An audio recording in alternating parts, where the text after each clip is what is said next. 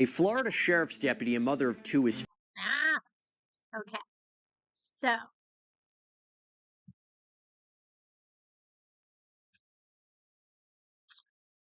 give me just a moment because my Streamlabs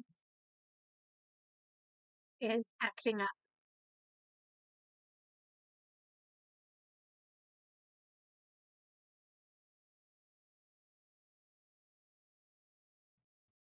Okay, there we go. So I apologize. My Streamlabs was running a video in the background for whatever reason. I apologize. Today has not been the most graceful stream that I have done.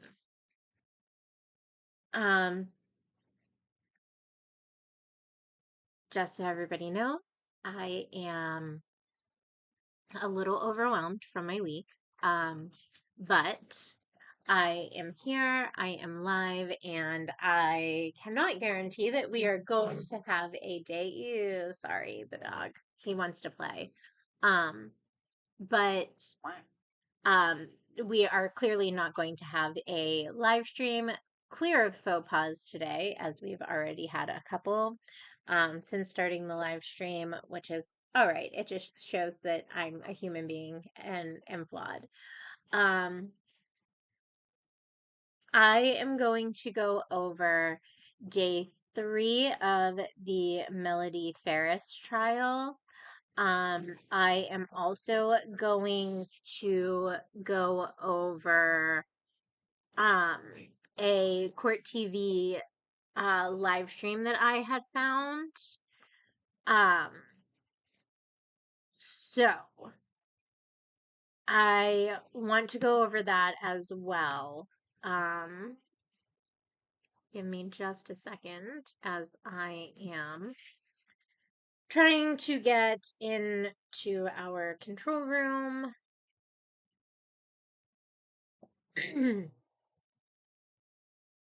Perfect. All right. So, welcome everybody. For those of you who don't know me, I am Crafty True Crime. I apologize. I'm still dealing with some of being sick from this past week. But we are going to cover the Melody Ferris Day 3 in depth. I actually have to go back because for some reason it brought up Day 2 instead of Day 3 for me. So we are going to go back into our video history real fast and pull up Day 3.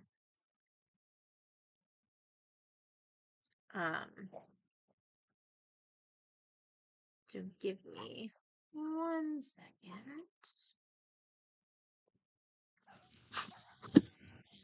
Kids, 1 minute.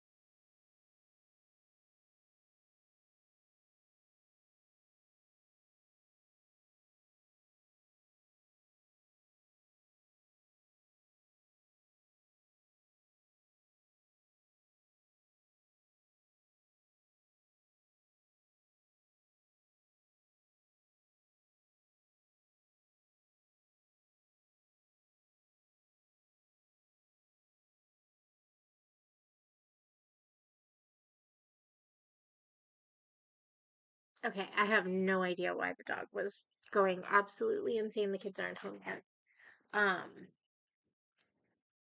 Don't be surprised if I have to mute because of the kids coming home. But I want to start off with the Vinnie Politan video where Melody's defense speaks out. I am really looking forward to listening to this. We'll be listening to it together. It will be a first for all of us to hear it, or at least for those of us that haven't seen it before I found it.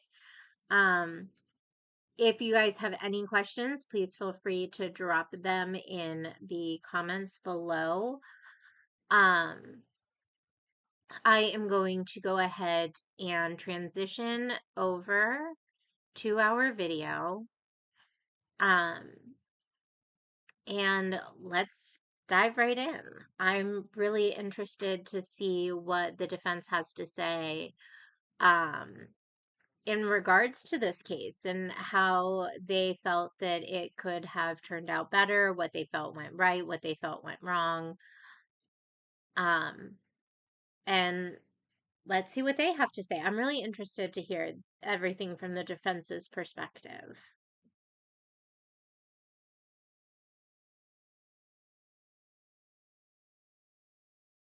Burn pile murder trial. It's a case about family dysfunction that turned into a dramatic month-long murder trial on CourtTV. Meet the Ferris family. Gary is the father, a prominent Atlanta attorney who made a whole lot of money. Melody is the mother, married to Gary for 38 years. The two adult boys are Scott and Chris, and the two adult girls are Amanda and Emily. The family owned a beautiful 10-acre farm estate in Cherokee County, Georgia. 3 of the children moved out of the home and started families of their own. One child, Scott, did not. He lived in an apartment on top of the barn on the family's property. On July 5th, 2018, Scott says he found his father's body in a burn pile on the property. He immediately suspected his mother was responsible. Meanwhile, Melody has pointed the finger at Scott. Prosecutors charged Melody, and Melody was convicted. Tonight, her attorneys join us live in studio to talk about the verdict, the murder, and the intense trial. I'm Vinnie Politan. Thank you so much for joining us tonight here on Closing Arguments. Big hour in store for you. We'll get to all the details out of Delphi, some big moments in that case. But first, let's talk about the case you've been watching on CourtTV for over a month. Melody Ferris, convicted. She murdered her husband, Gary. Gary Ferris, the victim in all of this. This is the guy who earned the money, was the patriarch of the family, and the jury told us he was murdered by his wife. Melody is now a convicted murderer. You look at her, and she's been free for quite some time, but she's free no longer. She's locked up, facing the rest of her life behind bars as the woman who took the life of her children's father, her grandchildren's grandpa, and all the time was pointing the finger somewhere else, pointing it at her son, Scott, during the course of this highly contested trial. Now, the jurors from this case, one of the jurors spoke with Julie Grant this morning, gave us a lot of insight into what was going on in that jury room, because this was a case where, if you were following it on social media and some of the CourtTV chats, whether it's on YouTube or Facebook, wherever, and you're looking at the comments, the viewers a little split on this one. This was not a march to the inevitable. This was one where a good percentage, I'm not saying an even 50-50 split, but a good percentage of CourtTV viewers didn't think Melody did it, or didn't think that the prosecution proved it. But we'll take you inside the jury room with that juror tonight. She spoke to the juror, and tonight I will be speaking with the defense attorneys. They will speak right now. They are sitting right next to me. Joining us tonight, Melody Ferris' defense attorneys, Michael Ray and John Luke Weaver. Great to see you both. Thank you for coming in. How exhausted are you? I never tried a case that was a month long. Exhausted, Benny. Yeah. You have to be. You have to be. But you're here tonight.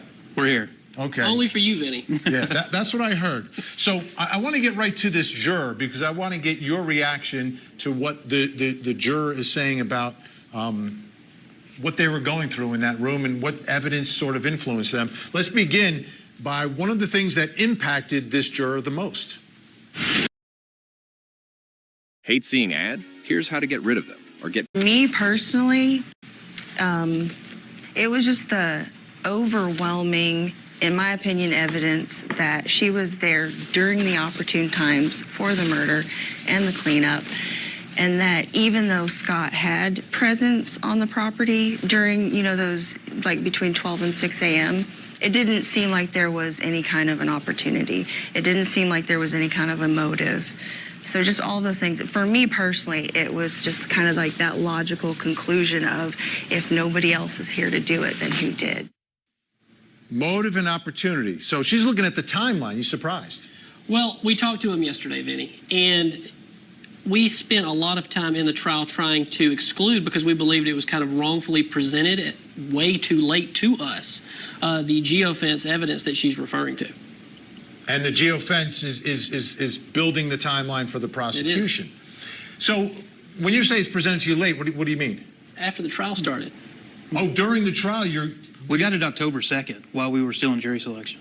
Wow. And then they actually added more to it about midway through the trial. I didn't know you could do that in Georgia. We objected. I know you objected. How unusual was that? Very unusual. Okay, well, you have an advantage though, right? Because you can speak to your client. Like your client can tell you where she was all the time. It's not her phone. It's Gary's phone. Okay, so it was Gary's phone where he was.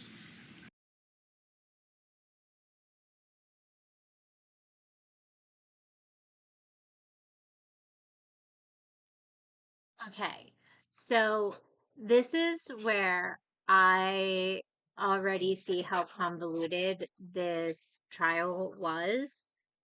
So they were passing off a lot of the geofencing information as if it came from Melody's phone. And it didn't come from Melody's phone, it came from Gary's. So of course Gary's going to show up at his home and in certain places in his home. But that doesn't prove that Melody did this. That actually doesn't prove who did it in any way, shape, or form, which is so frustrating. Because we're supposed to be seeing all of the damning evidence that proves that Melody did this. How are you proving anything when you're just showing where the victim was? And this really gets to me that they didn't test Chris or Scott's phone for any geofencing information, while both of them had means, motive, and opportunity just as much as Melody did to commit this crime. And it's frustrating. I feel like they really failed this case.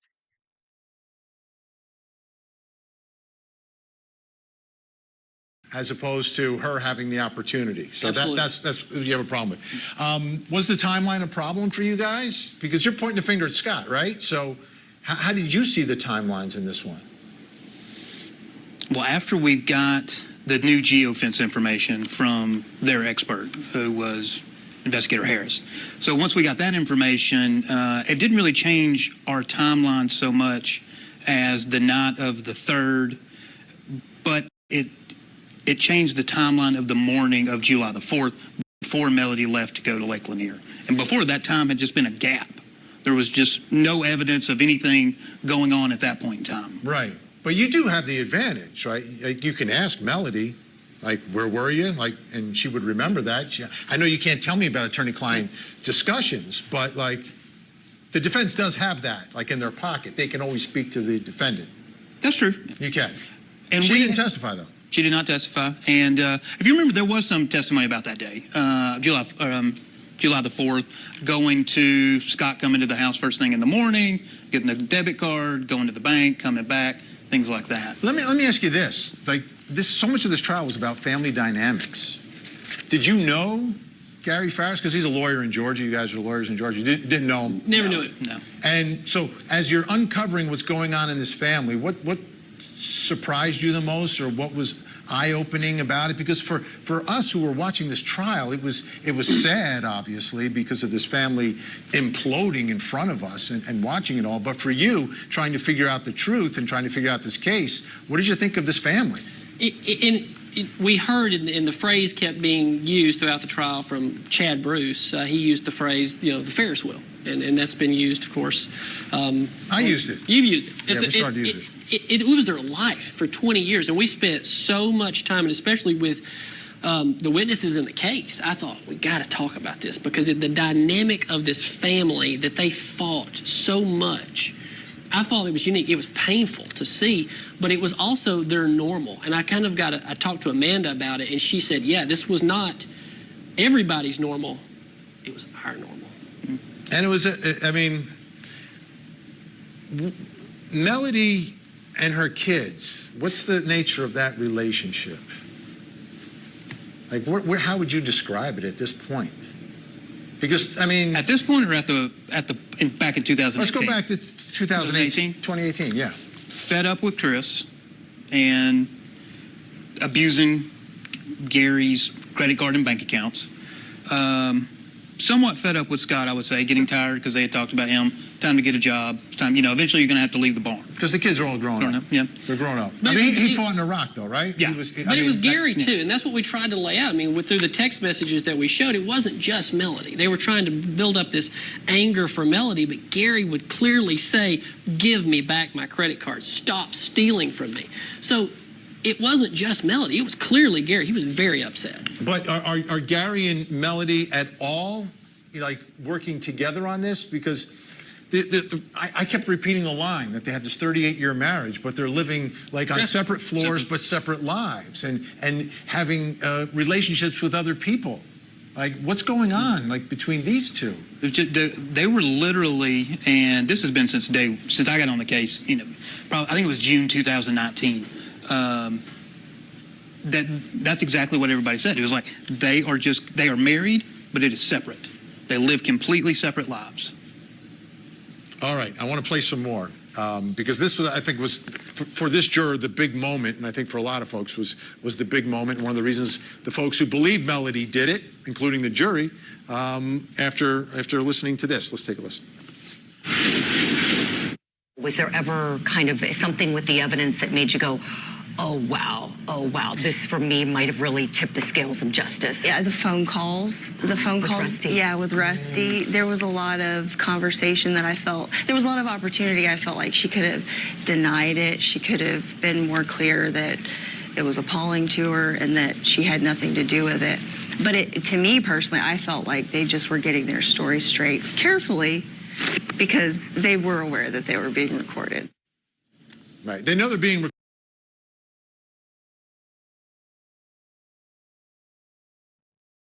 Now, before this, before we even hear what the defense has to say, I have to agree with the juror on that.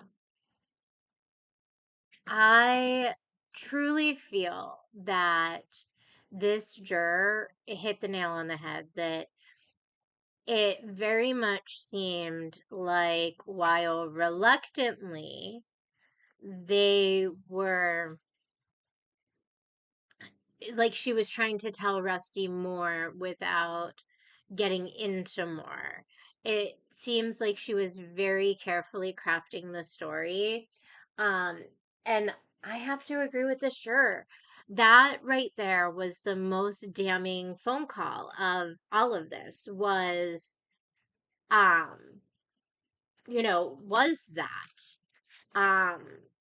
that 5 minutes really hurt her on this. And very good questions, Chris. Honestly, I feel like if she did do this, that she didn't do it alone. I don't know if I feel that Rusty was really involved, but I do believe that Chris and Scott were potentially involved. I believe that there is more to both of their stories uh, than is being told. I really feel like Chris and Scott had the most opportunity, even if they did live separate lives. Like my husband and we still don't live together, and we've been together for 6 years. Um, and while we lead very separate lives, we also lead very intricately woven lives. Um, so like our finances and everything are all together. We do all kinds of family stuff together. But we just don't live in the same house right now. Um, and so I can kind of see from both perspectives how you can live separately, but still live together. And like, I have a fairly decent idea of what our finances look like. Now, do our children have the same idea of our finances? Absolutely not. And while my husband and I are not significantly rich, my husband and I are neither prominent lawyers. Um, I feel like Chris and Scott, even as adults, had this very childlike approach to daddy's money. I feel like their lack of insight as to how much of debt their parents were actually in, and things like that, very well could have led to this idea that there was more money than there really was. Um, and the defense really did do a decent job of painting the picture that, you know, Gary was not in on the boys constantly spending his money. They did show enough text messages to where, Gary was sitting here telling the boys, you know, I want this back, or you really need to stop spending. Now, in the same sense, Gary did also somewhat enable that by like multiple vacations for the boys and their families and things like that. So, I mean, I feel like Gary's point of view on that was he wanted to do something nice for his children as like a whole family type of deal, vacations, giving them actual experiences versus them just spending his money freely.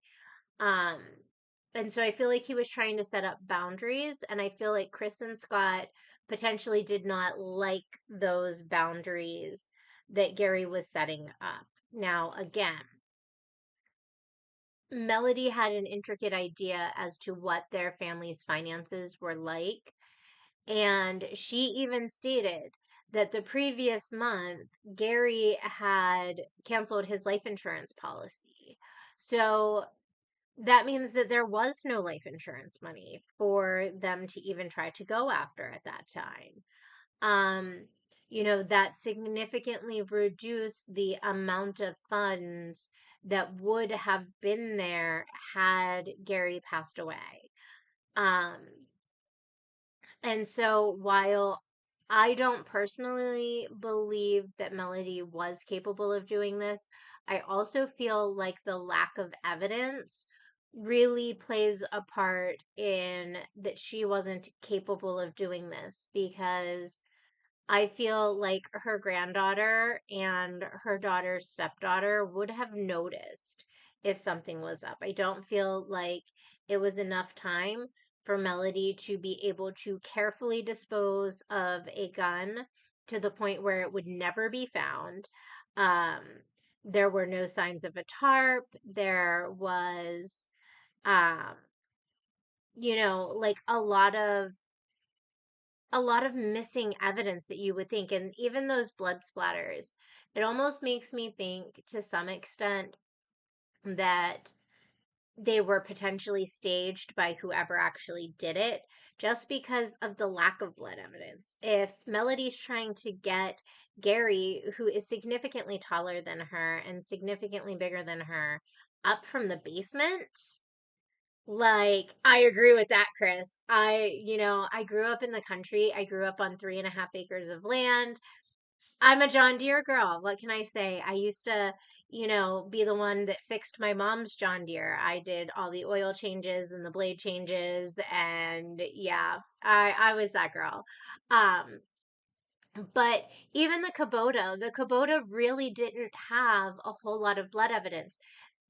In the testimony, there was one singular drop of blood found on the Kubota, and it was on the stair going into the Kubota. And so to me, that's one of those things like, wait, if she's moving him with the Kubota, as they're trying to claim was one of the possibilities, he has a gunshot.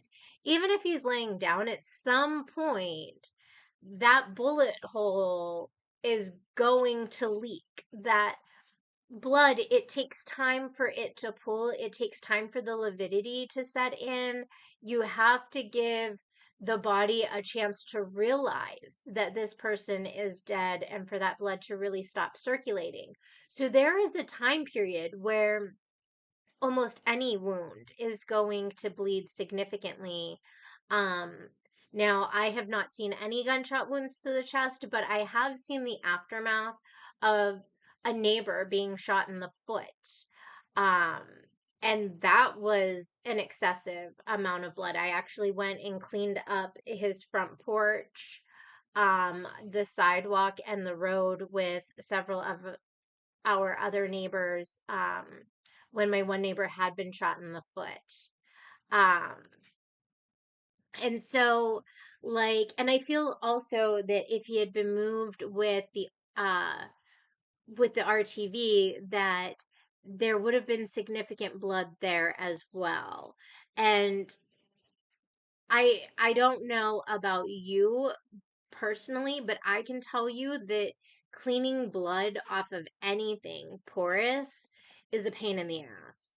And so those floors, they didn't look laminate. And I believe that the Ferrises had enough money that those were probably real wood floors. So to try to get blood up off of those, that's going to be a bitch. Um, there's going to be staining that gets left behind. Um, the blood that was found on Melody's shoes that they tested, that was Melody's blood. A lot of the blood that was found was Melody's, but there was never any injuries notated on her at the time of this. So that leads me to believe that these blood splatters that were Melody's for the majority of this weren't deposited there at the time of the murder. And the only wound that they were able to find on Gary, that was a clear wound, was the gunshot. Um, Hold on one moment. I have to get the dog to stop jumping on the little guy.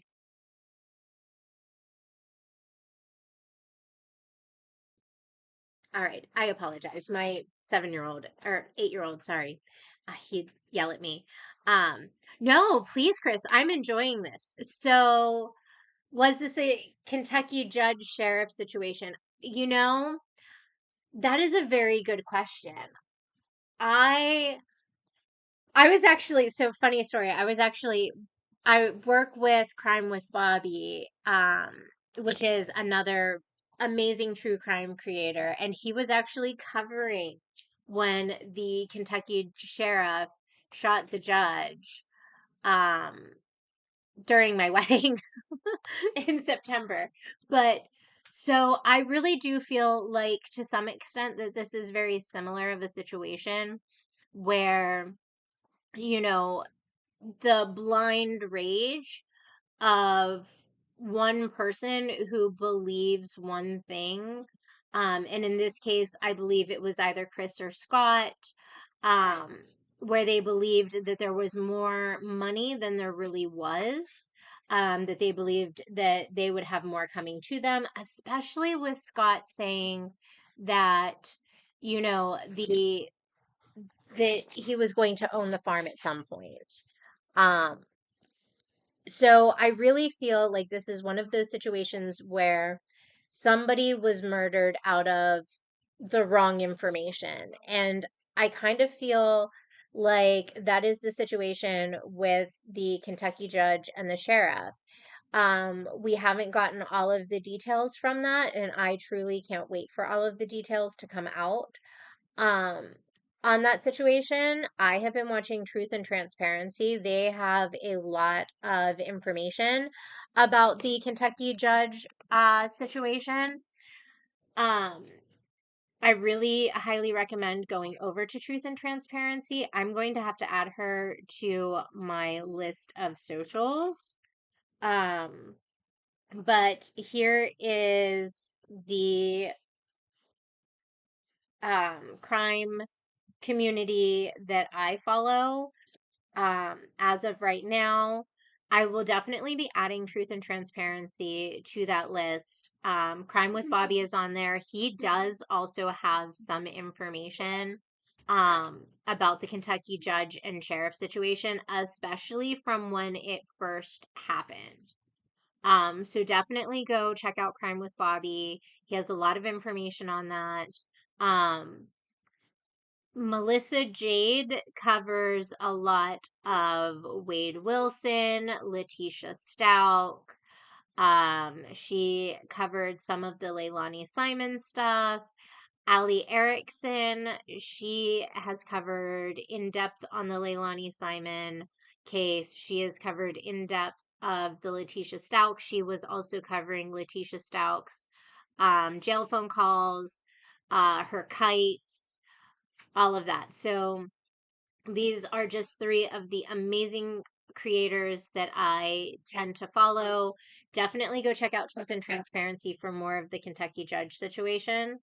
I apologize for the dog in the background. I hope you all can't hear him. My 13-year-old is messing with the dog and getting him all wound up. But please feel free to ask questions. I truly love the questions. I love seeing the engagement. I love being able to talk to you guys and kind of converse about it a little bit. So thank you. Thank you, Chris, for hopping on and asking the questions. I love it.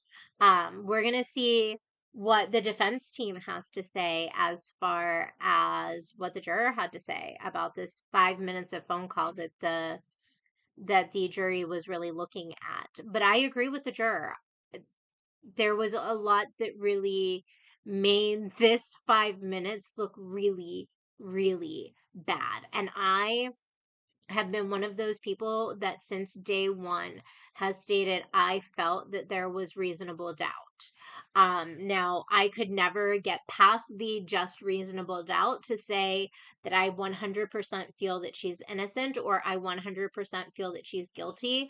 The only thing that I have been able to say for sure is that the police did not do a good enough job to really present a case for the prosecution.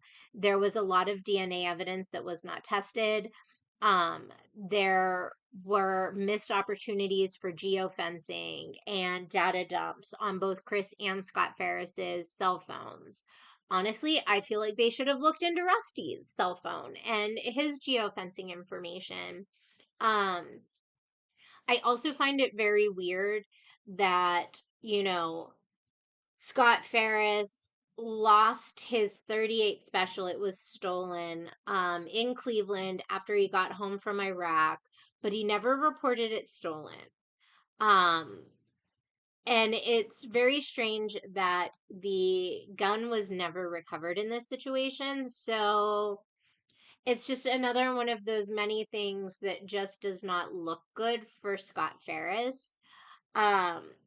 And really, to me, casts a lot of reasonable doubt on this case. But let's see what the defense has to say about that 5 minutes. I'm really interested to hear their point of view.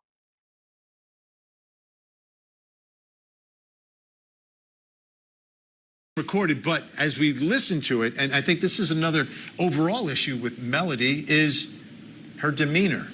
Like, I've watched a lot of trials. There was no warmth coming from that seat And unfortunately, for someone when they're on trial, they're being judged, right? Sure. Right? We don't judge people in real life. You live your life however you are, you are. But she came across as sort of cold. And you listen to those phone calls, and they sound like they're sneaking, like they're talking about something else. And to me, the vibe coming from her there and from the phone calls, was there a discussion at all about, like, how do we handle this? Or is there a way to warm up Melody? Well, I'll tell you, so Melody, to try to turn somebody into something they're not, then that comes across as fake. Right. You know, we wanted Melody to be authentic to herself. We knew they were going to hear these phone calls. So there were times when she cried during the trial. There were. There Absolutely. were plenty of When the kids were testifying, for sure. Totally authentic. I mean, she was a totally authentic version of herself throughout the entire trial. And I think that goes better than all of a sudden they're hearing one thing and they're seeing something else. That's just the way Melody is. Right. But there is compassion in her heart, and the jury was able to see it because the jury. I watched that video today. And what did the jury tell you about Melody? Did they talk about that at all? This is exactly what she said. That phone call, if you recall, when they came out, that's the exact portion that they wanted to hear. Not the whole phone call, just the 5 minutes. Mm-hmm. And what they were actually looking for is Melody didn't say when she was asked by Rusty, "Did you say that?" She didn't say absolutely not. She actually went on and talked about something else for a minute before saying, "I don't recall," and then ultimately saying, "No, I think, not necessarily I think Scott did it," but Rusty eventually asked that question. It's tricky because you know you're being recorded, right? So if you go into these big denials, sometimes people say, well, you're playing because you know it's being recorded, right? Sure. Was there any evidence that you wanted to get in front of this jury that didn't get in front of this jury for whatever reason? Scott's failed polygraph. That's huge. That's huge. Yeah, but that never comes in. That never comes in. Never comes in.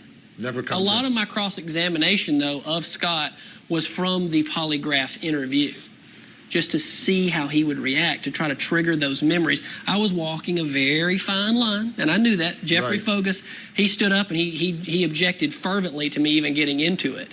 But it was important. I mean, he failed that polygraph. He ended that interview and he lawyered up.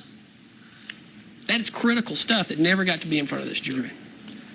But it never is. I know. It never is. I know. Right. So was there anything else? Well, we were somewhat. I mean, we obviously weren't trying to, set up some type of mistrial or anything like that. We wouldn't do that. Right. But if Scott said something because if he got an idea going back thinking about that interview that the GBI did of him, and he slips up and says something, then door's open. He opens the door himself. Then we're just going to run right through it. Right. So what did you think of the testimony of the children? Like, was that how damaging did you feel that was? I think we felt fine after they testified, after all three of them. There was a big reaction from folks online. But the jury, after we talked to the jury, the things they thought that people thought they cared about, they didn't. I mean, so the kind of diagram that the state came up with about the late night phone calls, they didn't care about that.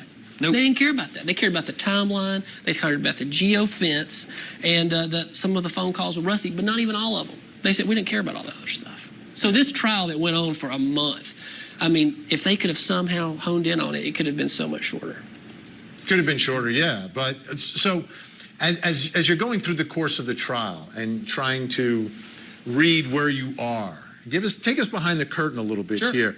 Are you making, like, after the end of the day, are you two getting together and saying, hey, that went well, this didn't go well? You guys watching the jury reaction at all to witnesses or moments and adjusting your strategy during the course of the case? He does that. He's the one that watches the jury. I don't look at them. I believe in you've tried plenty of jury cases. You don't never know what they're thinking. You can look at them and say, I think they're on my side, and they come out and they're not, or they are. But you can look and see that they're tired. And when they're tired, sometimes we could go much further on a witness, but we're not going to do that. We're stopping right here. Now, talking about, let's get to, I want to go to the fourth soundbite that I have for you, which is about where the murder took place. And here's what the juror had to say about that.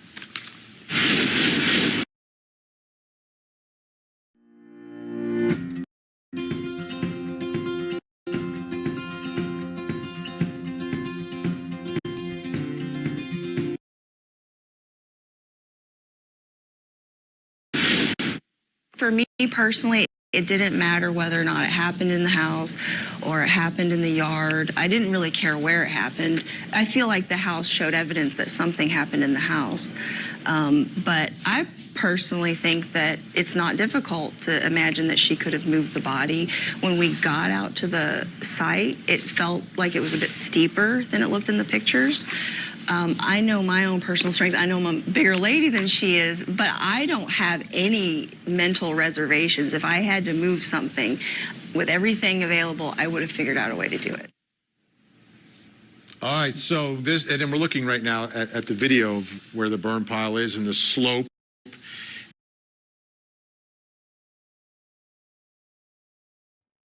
Okay, so that's where I start to kind of have a bit of an issue. So while yes, I'm a smaller person, so just to kind of put in perspective here how tiny I am. I am just over 5 foot. I'm like 5'1.5". And while I'm now not as tiny as I was 125 pounds just 2 years ago. Due to some health issues recently, I have gained a little bit weight, but I'm still a medium in women's and an extra large in juniors. So I'm very petite. Um, my husband is only 5'6", and there's like a significant height difference. I make the poor man look tall. Um, and so you know you're tiny when you make somebody who is 5'6" look tall. And while I was raised in the country, and so I tend to be a little on the stronger than, average female side, I still do not believe that if I were ever to have murdered even my ex, who is 6'6" and like 200 pounds, I don't even feel like I would have been able to move him in that type of a terrain upstairs from a basement and almost a half an acre. She walked almost half an acre from her front door, if this is the case. And while I understand that not a lot of people understand how big an acre actually is, that's a decent walk. You are walking for at least 2 to 3 minutes just to get to where you're going at that rate. She was a decent amount away from that.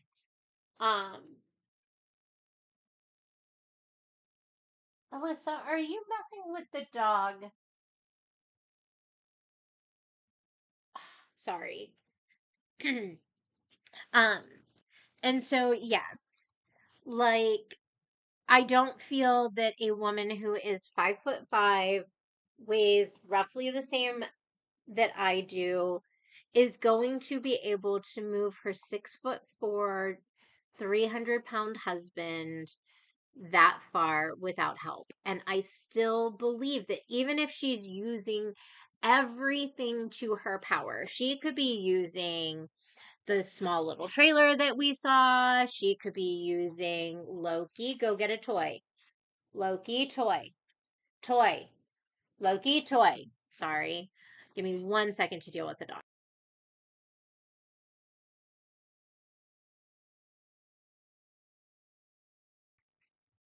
Sorry. My service dog in training is still a puppy. He just turned a year old um, on the 15th of October.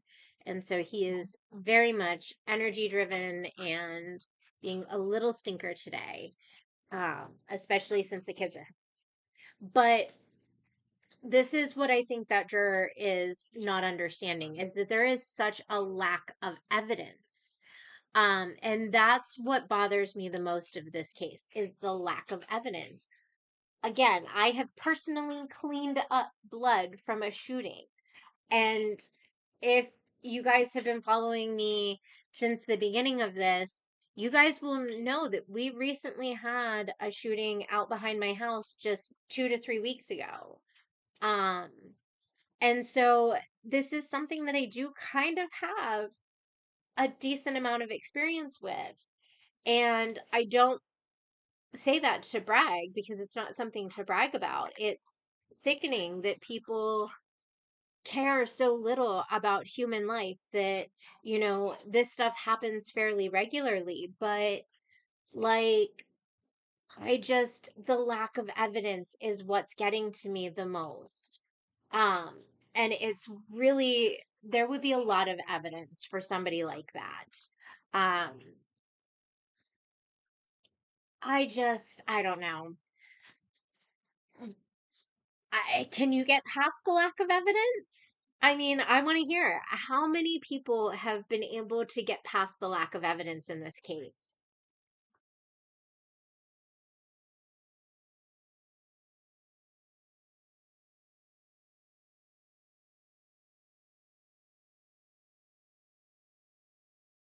And that's one thing she said. The slope was a little steeper than she thought when she went on the jury view to actually see the land.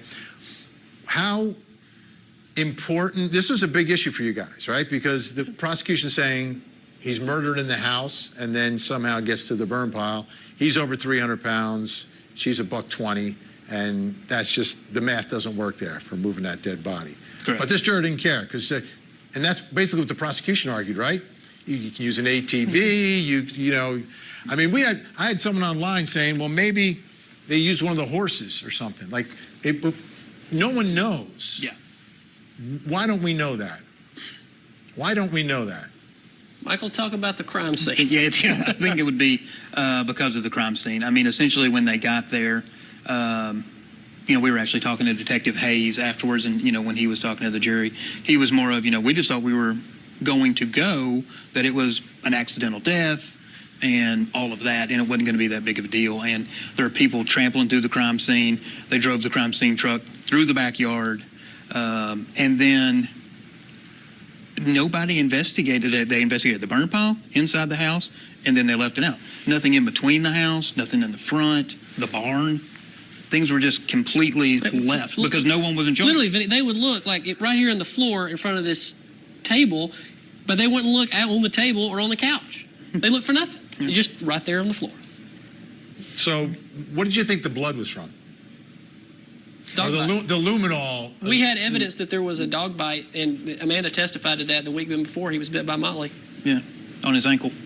And that would account for that. Is it possible that, I know you don't believe Melody did it, but whoever did it shot him at the burn pile? That's what.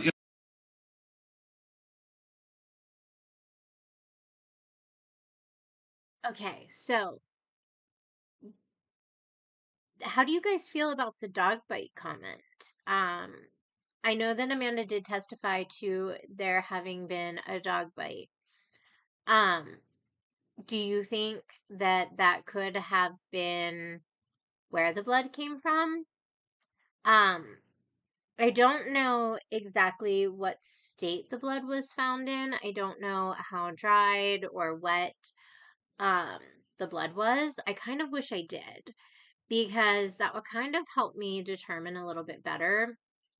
And in the evidence photos, because of the flash, the texture of the blood definitely looks different um than if you were to have taken the photograph, without flash. Things like that tend to give like a shine when there isn't one, just from the light reflecting back of the flash. Um, you're talking to the person who pays for the 2 terabytes of storage space just because I need room for all the photographs of my kids that I tend to take. Um, and so I have seen how light reflects off of some really interesting objects. And things like dried blood is also one of those. I have had kids that have decided that they needed to memorialize injuries. And see, I agree with that, Chris. I really truly feel that he was shot out at the burn pile. And that to me explains why there is such a lack of evidence.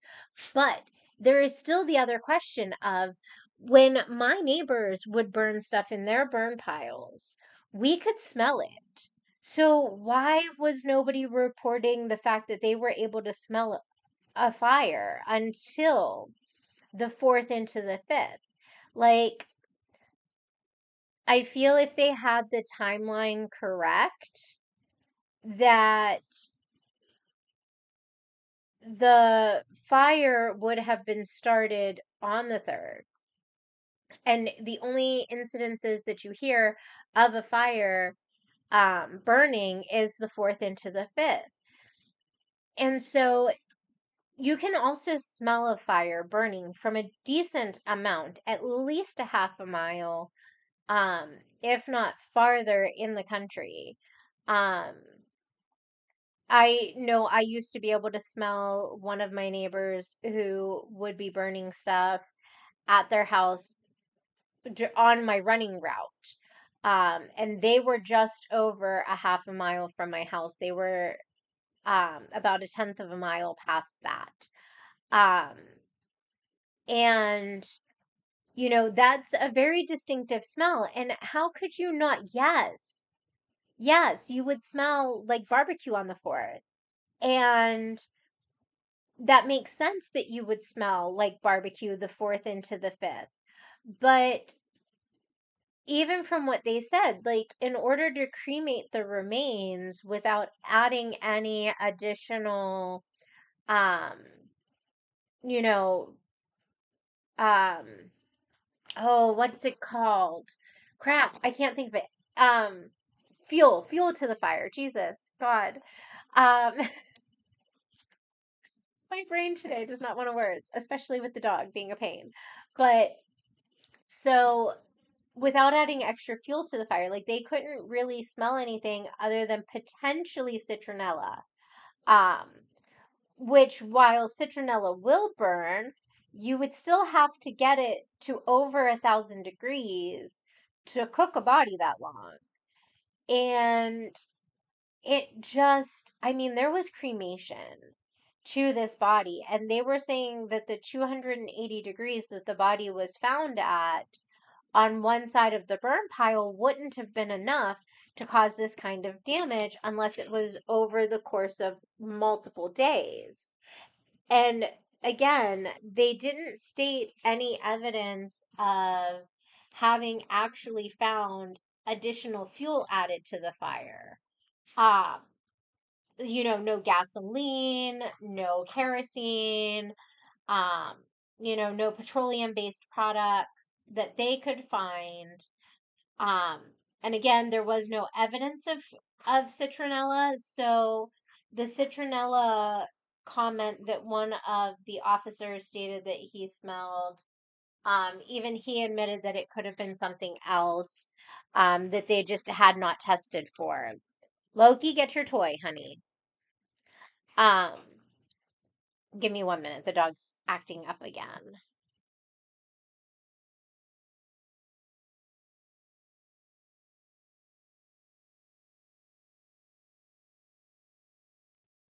Sorry, I'm trying to redirect him, and it's so much easier if I'm just able to give him my focus for a second and let him get redirected and calm himself down for a minute.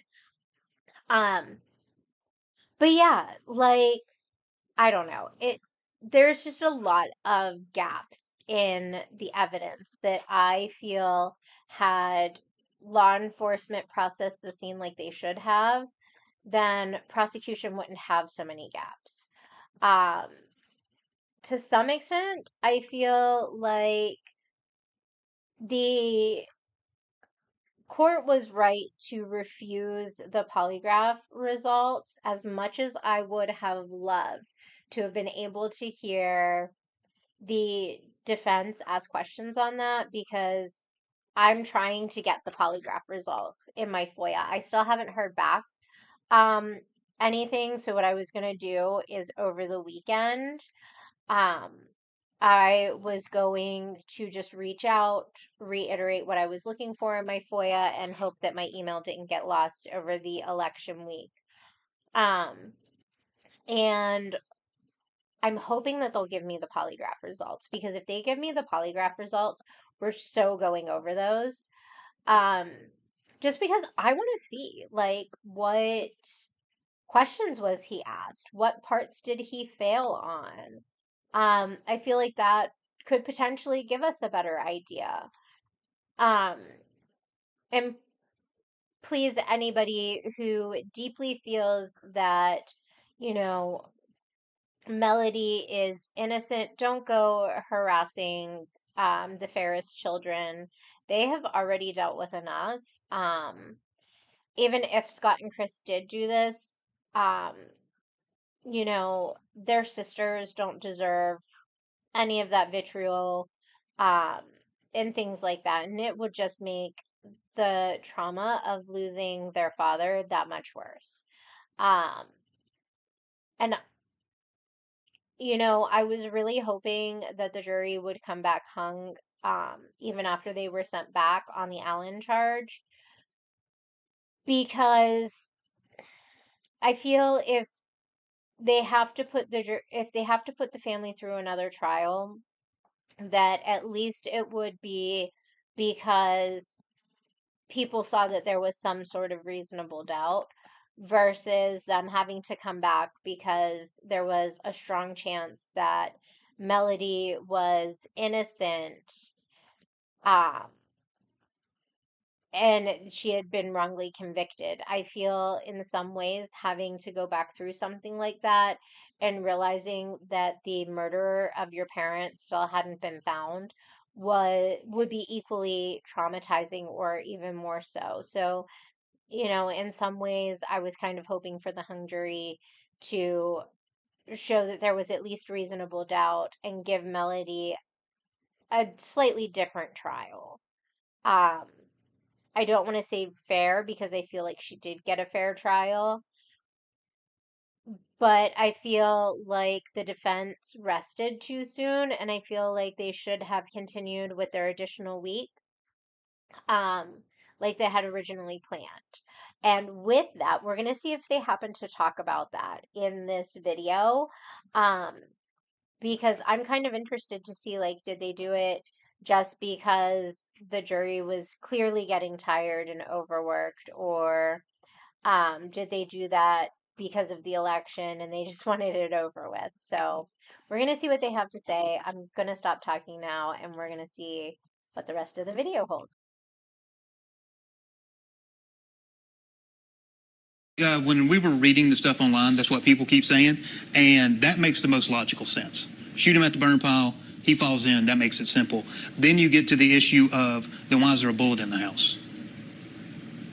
That's where I always come back to. And then you're relying on... With no blood around the bullet. No blood around the bullet. We kept pointing to that over and over and over again. So you've got this bullet in the house, and then it's like, well, Melody still, if she shot him at the burn pile, but then she planted the bullet in the house? That doesn't make any sense. So that's always been, for me, to me personally, that was doubt right there.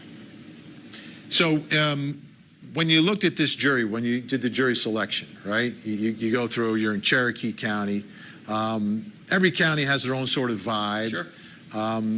Was this a place where you felt, hey, listen, we could be successful in Cherokee County? Or is Cherokee County one of those places where it's much more difficult to defend someone? You know, I actually think, Vinny, when we picked them, we believed that to be a fair cross-section jury. You had old, you had young, you had men, women, blue collar, white collar. We had everybody on that jury. We really thought that, and they did, and they told us afterwards that they were tormented.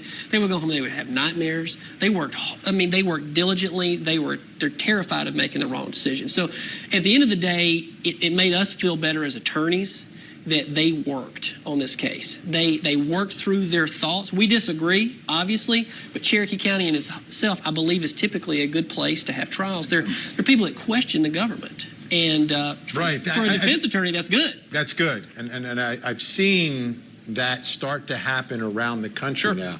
There's a lot more skepticism, which, as a former prosecutor, not the best thing for us. But anyway, John Luke Weaver, Michael Ray staying with us. We've got more to get to in our reaction to this big verdict. I got some other things that I want them to respond to, including this test of strength in the middle of the courtroom that was done during the trial. Plus, coming up next hour. Tonight on Vinnie Politan investigates the au pair affair murder case. Brendan Banfield.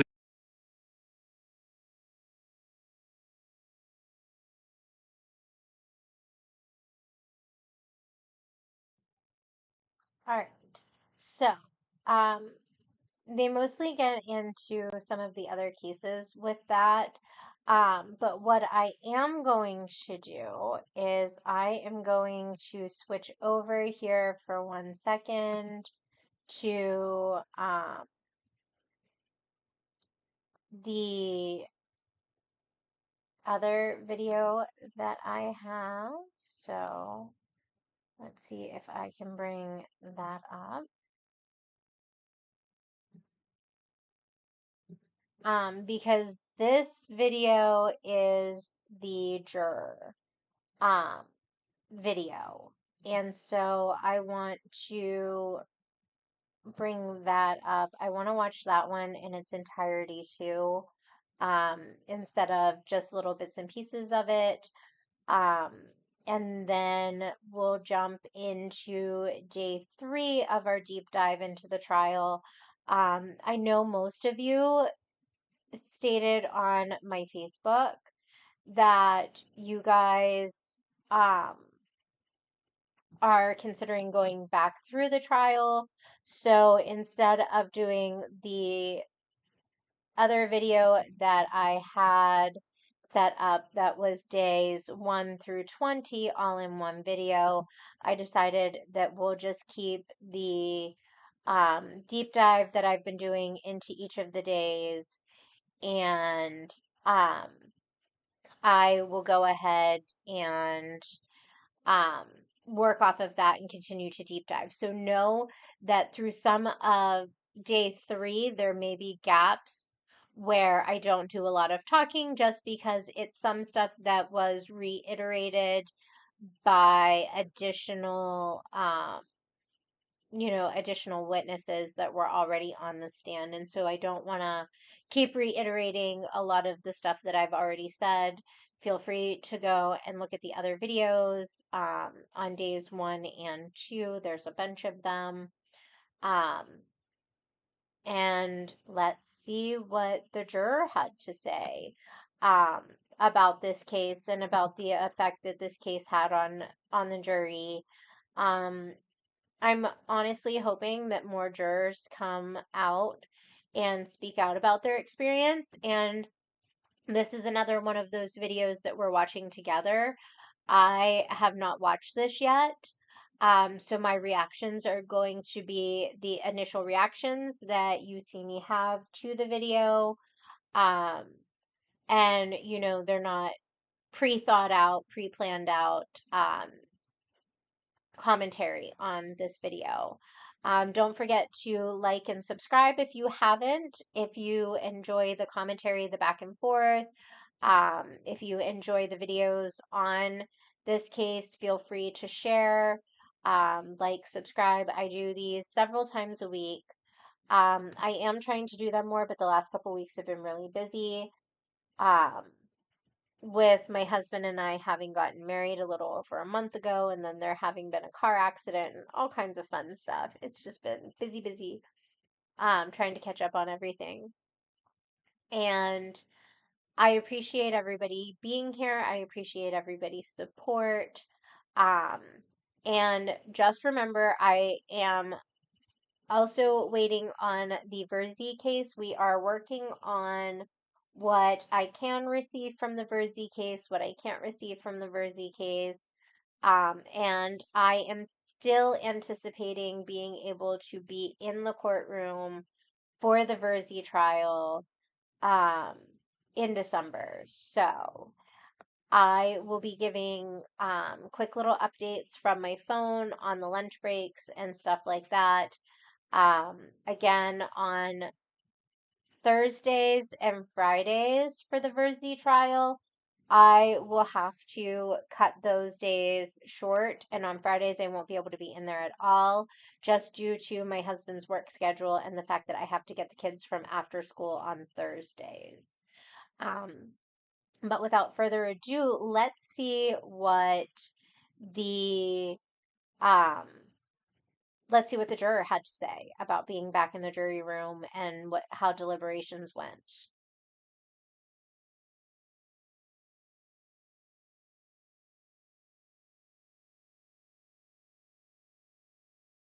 Ferris was found guilty after more than 13 hours over 4 days. Melody Ferris was found guilty of murdering her husband, Gary, and putting his body on the backyard burn pile. We, the jury, as to count 5, we find the defendant guilty. We, the jury, as to count 4, find the defendant guilty. We, the jury, as to count 3, we find the defendant guilty.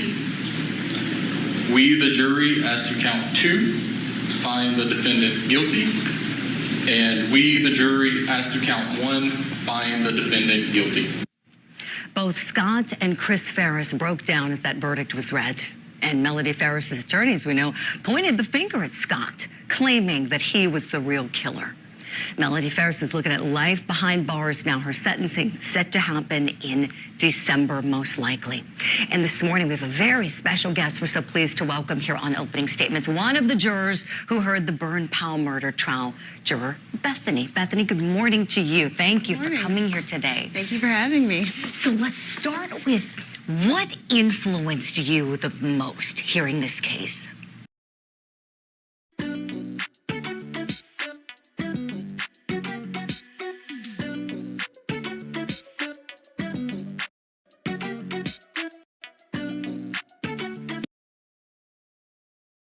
For me personally, it was just the overwhelming, in my opinion, evidence that she was there during the opportune times for the murder and the cleanup, and that even though Scott had presence on the property during, those like between 12 and 6 a.m., it didn't seem like there was any kind of an opportunity. It didn't seem like there was any kind of a motive. So just all those things. For me personally, it was just kind of like that logical conclusion of if nobody else is here to do it, then who did? Mm-hmm. And then you add in all the other stuff, and that just supported. For me personally, I wasn't quite there until over the weekend. I took over the weekend, and when I came in on Monday, I felt very at peace about what I thought had happened.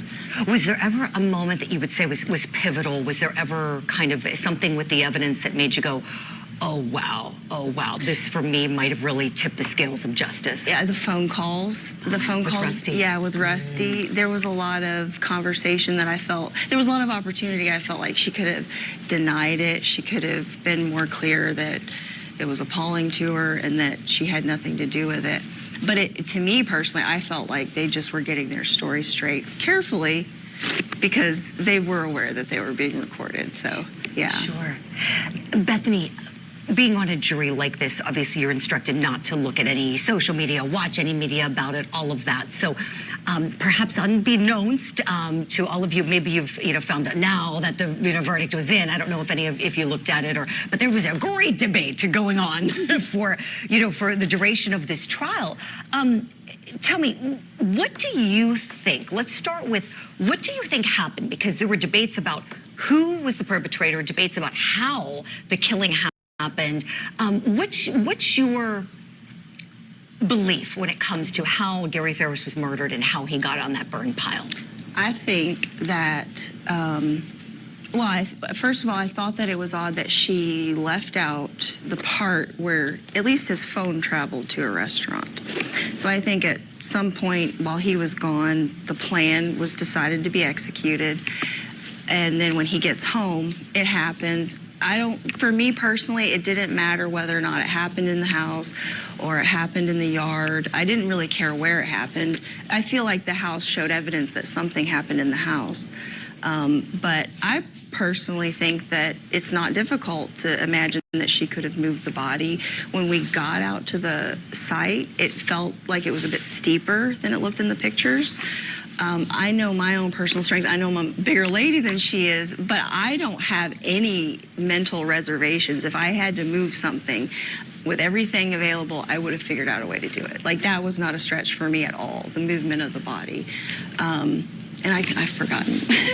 That was, yeah. Yeah, no, that's exactly what I wanted to know. Yeah, if did you think that the killing happened in the basement or outside? I think it was shot in the basement. Shot in the basement. I think it was shot in the basement.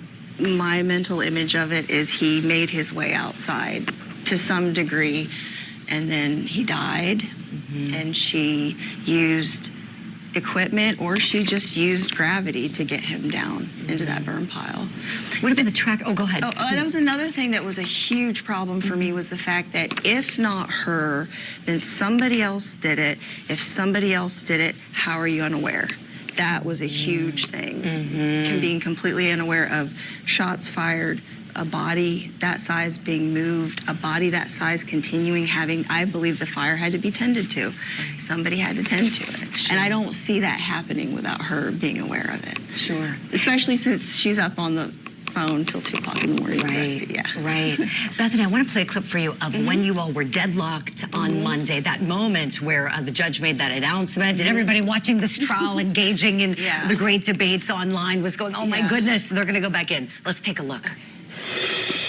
We have a note that says that they are hung and do not feel like they will be able to come to a unanimous verdict. So my plan is just to bring them in and tell them that they're the best qualified jury that there is to hear this case, and to send them back out and tell them to continue deliberating. Oh boy. Okay, did you expect the judge to tell you to go back in and keep deliberating? Yes, we did. We knew he was going to tell us to go back in and deliberate. I feel like there was a couple of us, I don't think me so much, but there was a couple of other people that definitely had more reservations and concerns about convicting. And I don't know, I just felt like it mentally, emotionally, it was a lot for us. But we went on a lunch break, we took a breather, we came back, and we just got right back into it as if we had in the beginning, and just worked through just a couple more little things that, a couple people had issues with. And then we all felt very solid about our decision. What were those big issues that led to the deadlock? I would say the lack of putting the gun in her hand, the lack of, how did she get the body to there? The lack of evidence definitely caused doubt, but we overcame that with all the other evidence that was there. Sure. Bethany, I want to talk to you about Scott Ferris, because we know the defense squarely pointed the finger at him. I mean, literally, the defense attorney you saw pointed the finger at him in the closing argument and was saying that he was the one who killed his dad. Was the jury ever stuck on that idea? Not for very long. That was one of the first things that we did, was rule out everybody else. We just looked at what they were saying about everybody else. And did we find that there was enough evidence to consider them as a reasonable doubt? And Scott was the last one. He took longer. But in the end, that was another thing, the CPAP machine. We don't think that if he would have been alive, and killed overnight, he probably would have been attached to that CPAP machine. That's why there's just so many things that they're little things, they're not direct things, but logically you put them together and nothing else makes sense. Did you feel that the state of Georgia presented a clear legal theory about how Gary Ferris was killed, where he was killed, how he got onto the burn pile, and who did it? Did you feel like they made everything crystal clear for you as a jury when you went back to that room? I feel like they made everything as crystal clear as they could. And there were actually big pieces of evidence that we didn't even really look at. We didn't, like the phone call mapping where it had like activity at different times and different, when she'd call phone calls. We didn't really look at that much. I can't remember the other things. There was a couple of other things that we just didn't look at very closely. But I think what they did a very, very good job of is they just kept honing in on that same point. She's the only one there. The motive was helpful, but even the motive was not something that we spent a lot of time trying to decide what is the motive. It was the timeline. We started with a timeline. We ruled other people out, and we just tried to see, could we see it any other way? We couldn't see it any other way. And then she did it. Sure, and the state doesn't have to prove motive, as you know. It helps, sure, if it's there. What about the tractor? Did you believe she used that in any way to get Gary's body on the burn pile? Yeah, I mean, some people did. I wouldn't say that she didn't, but I don't think that she would have needed to use the tractor to move the body. Yeah. Did you find Melody Ferris to be cold when you were watching her? I mean, I guess I didn't really look at her much. My focus was always usually on like the witnesses or the prosecutor or the defense. There were a couple of times I looked over at her and I did see her crying. I think I saw a different array of emotions in her, but I definitely put a picture together of who I saw and who I was hearing on those phone calls and, seeing on the text messages and stuff like that. So I don't know. I don't know if I would say that she was cold, but I don't know how to answer that. Did you find it at all disrespectful that she didn't stand for the jury when you all would enter the courtroom and exit? Well, and that was another thing. The lawyer had mentioned that, and I didn't even notice that she didn't stand for us. But I did watch stuff when I got home last night, and I did realize that that was a big issue for people, that she didn't stand. I mean, when you walk into that jury box, like me, I'm just focused on what chair am I going to sit in. I sit in that chair, and then I just start paying attention. I tried to not pay attention too much of the gallery and everything. Sure.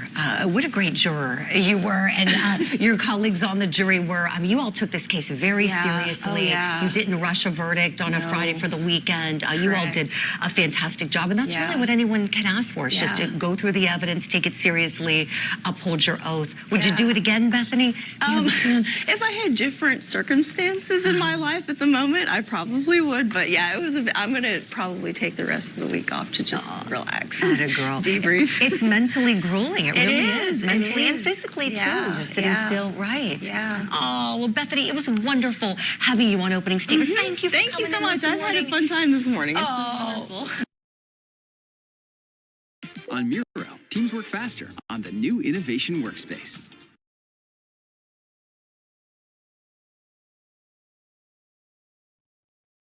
All right. So, Chris, that is a great question. I really feel like it really was a all group effort. Um, and it's very frustrating to see. I apologize. The video is going to be black for a minute because um I started the other video right before, like right in between where it was a split in the imagery. So that's going to be black for a minute. I apologize. But I don't know how I feel about the fact that, people believe that she did this all by herself. I don't feel a woman of her size and her stature is going to be able to move somebody who is at least a foot taller than them and like 100 pounds plus, um, bigger than them, heavy wise, weight wise. Sorry. Um, and so I really feel like they are missing an opportunity here. Um, and this is kind of why I wish the defense would have put on their full additional week, um, versus the couple of days of testimony that they did have for witnesses right before closing out the trial. I feel like that additional week of witnesses and evidence could have been extremely helpful in this case. Again, overall, I feel like Melody got a fair trial. I just I struggle with how the jury was able to get past some of the lack of evidence, um, especially if they're using the evidence that was there, because to me, there wasn't enough evidence to really answer the questions that were brought up by the lack of evidence. Especially considering a good majority of the blood found on the scene was Melody Ferris's. And again, nobody, indicated that she had any injuries that day. Um, so it really just makes me believe even more that at least one of the boys was involved, if not both of the boys. Both of the boys were similar size to their father. Um, Even Rusty, I mean, I feel if there's two people doing it, then potentially Rusty and Melody moving the body could also um, make sense. Um, like, I don't know. I am curious. I mean, how do you guys feel that this went down? If you feel that Melody was guilty, do you feel that she did this by herself? Do you feel she was capable of being able to do this by herself? Do you think that she had the help of the boys?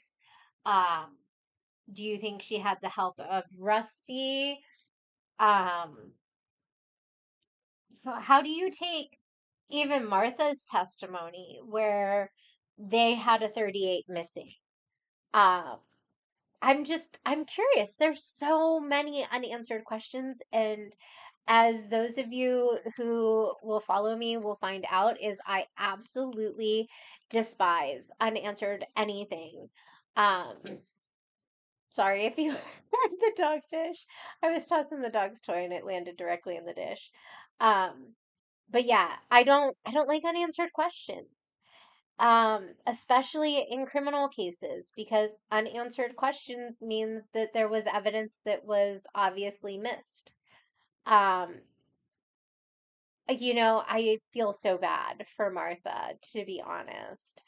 Um, I feel like they really painted Martha in a bad light for some of this. Um, 1 minute.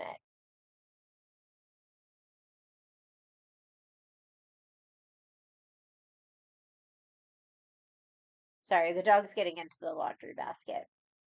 But I really feel like they painted Martha in a bad light to begin with, mostly just for even associating herself with Melody Ferris. I feel like they were a little more aggressive with Martha than they should have been. Um, and Loki, hold on 1 moment, guys.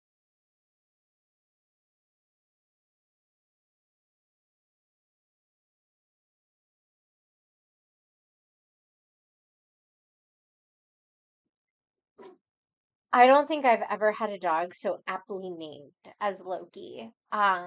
He is definitely the chaos and the mischief in my house. But he's so cute.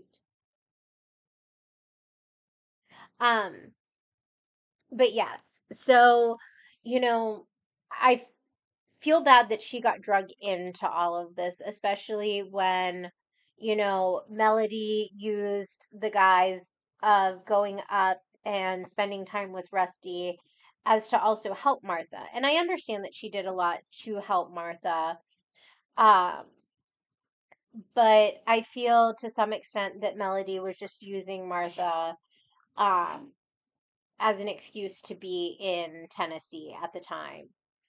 Um, And so I feel like Martha has also lost a lot in all of this. She has lost a friend, she has lost a confidant, she has lost a relative, she has lost, a support system. Um, she has gotten a lot of backlash from the defense and the prosecution. She's gotten a lot of backlash from the people on the internet just for even associating with Melody at any point, especially while there was an affair going on. So overall, I feel bad for Martha. I hate the fact that they drug her into this. I feel like they could have done this and left her out. But who's excited to dive into day 3? I feel like there is a lot of really good testimony in day 3. I'm honestly really excited to be going back over the ballistics evidence. Their ballistics expert was phenomenal, to be honest. I'm excited to hear like what bullets go back into various guns. Like the 38 special can also fit into a 357, and Scott owned a 357 Magnum, and so I know some of that comes later, but we got to get through day 3, not day 1st. Words are so difficult today. But we got to get through day 3 before we can get to the ballistics expert again. Day 3, I feel like there was a lot of good testimony, but a good majority of it was just reiterated. So let's hop on into day 3. I'm going to do like I usually do and skip past some of the beginning stuff, and we'll also skip through the breaks.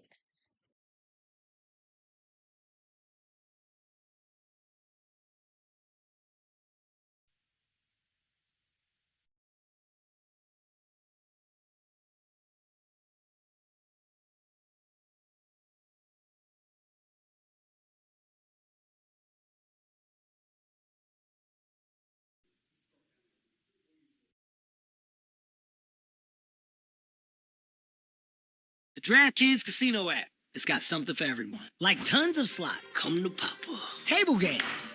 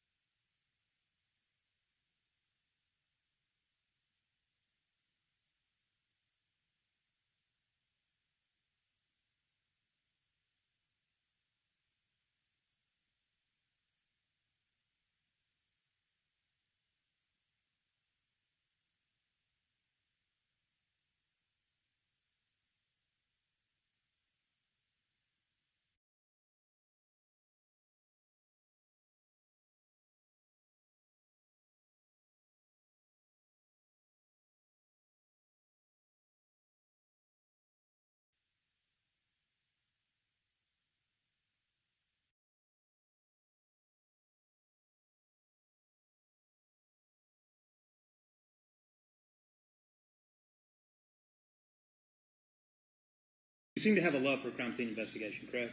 Yes, sir. All right. Now, currently you're with the school police? Yes, sir. All right. When did you leave the crime scene investigation unit with the Cherokee County Sheriff's Office? It was time for me to make a change in my career for both myself and my family. Okay. So you don't do, obviously, I don't think you do any crime scene investigation with the school police, right? When asked by the detectives to do some processing, I will perform those duties for them, but that is not my primary functions as a school police officer. Okay, that's what I thought. Now, going to the front door, the blood droplet that we were talking about yesterday. Yes, sir. At 2155 per cell phone. In viewing your report last night, you had indicated, and if you need to see your report, let me know. You had indicated that you were told on July 6th to examine that blood droplet, or presumptive blood droplet. Who told you to examine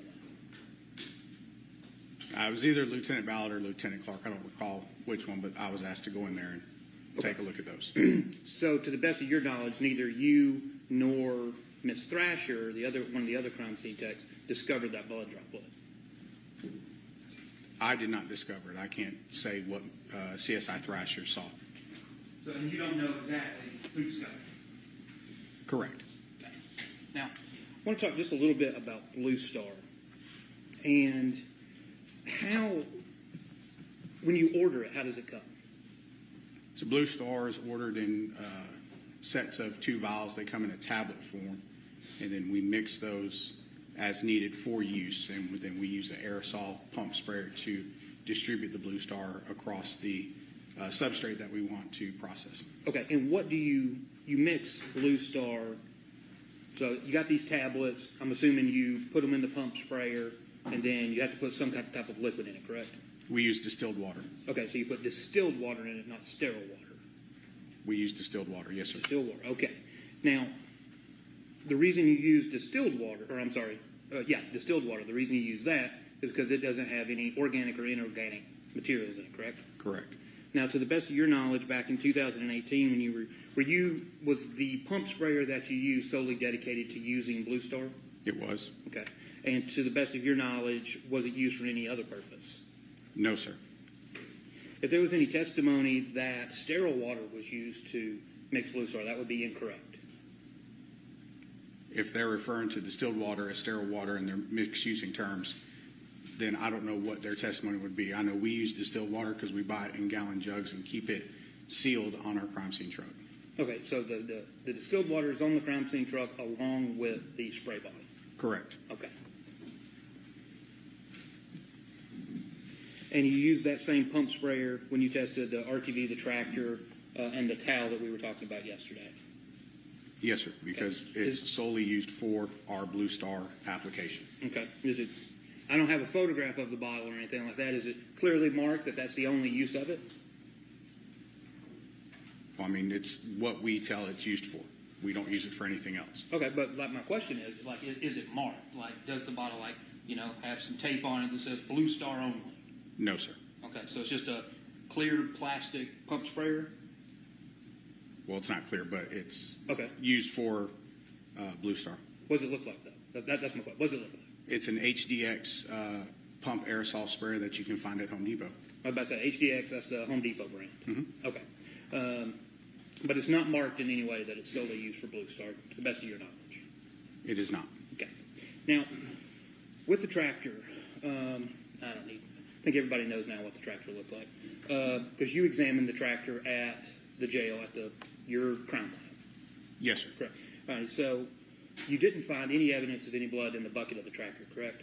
Correct. You didn't find any evidence of blood on the back of the tractor, correct? Correct.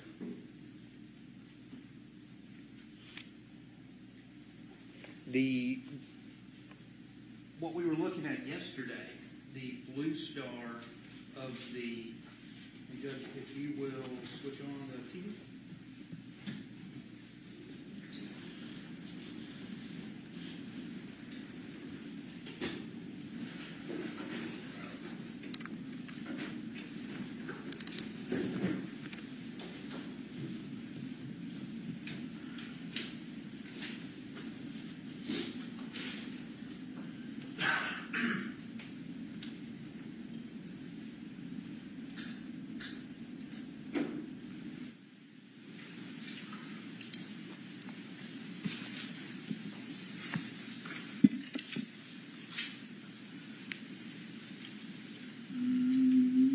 There you go. Hey, all right.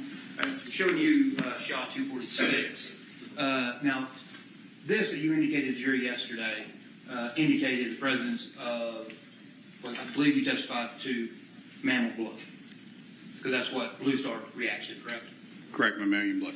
Mammalian blood. So not amphibian blood or anything like that. Correct. Okay. But you did not take any swabs of that for DNA confirmation or human blood confirmation. Correct.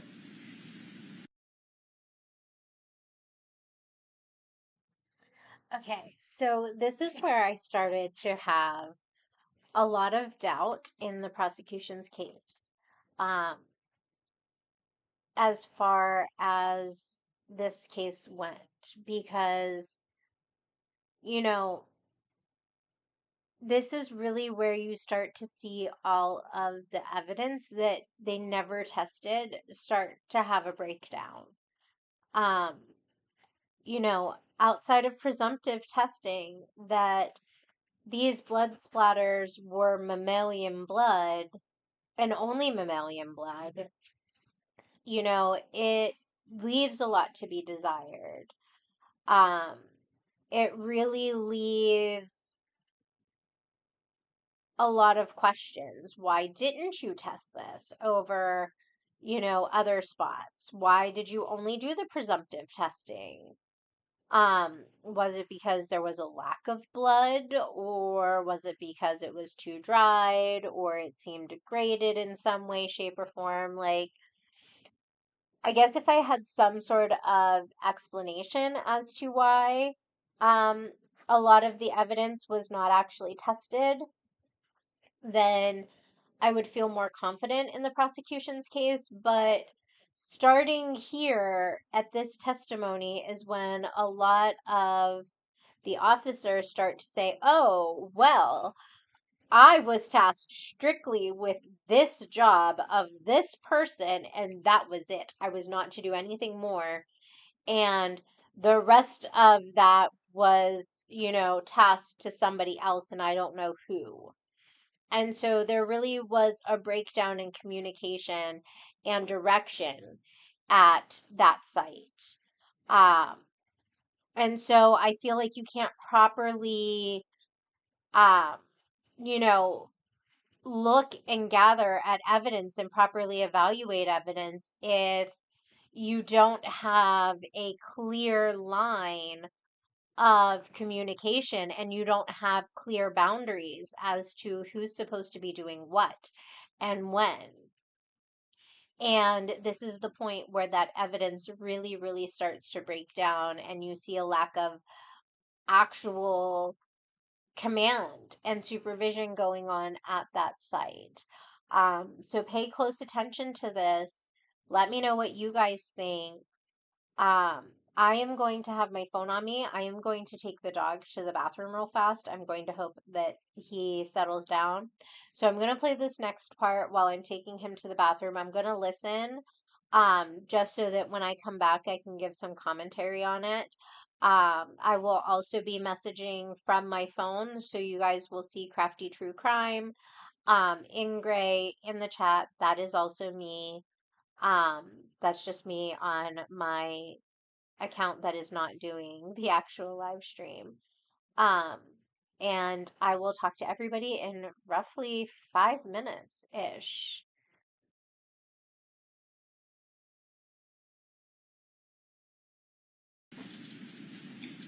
Now, on the RTV,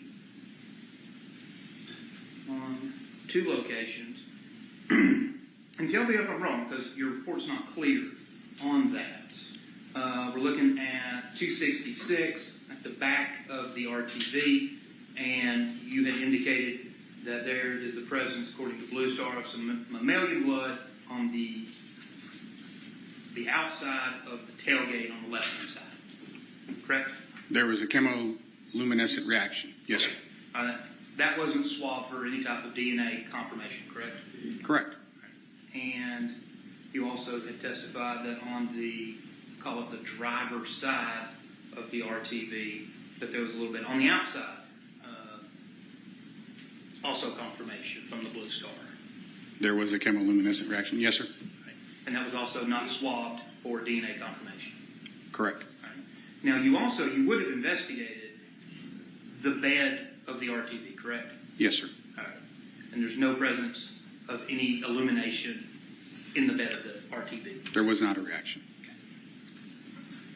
And in the inside, you had taken, perhaps not you, but there was a droplet of blood found on the L2 shifter of the RTV.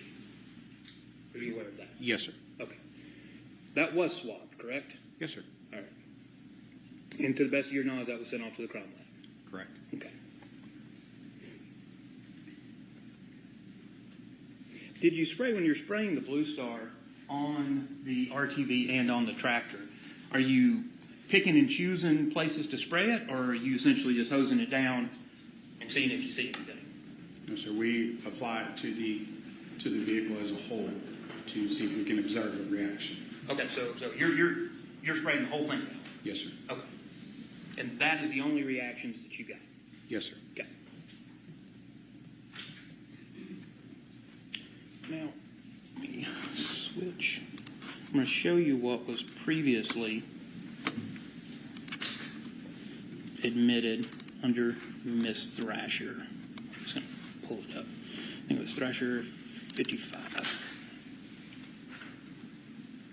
Now, because you were at the scene, right? You've been in the house, been at the burn pile. Yes, sir. Correct. All right.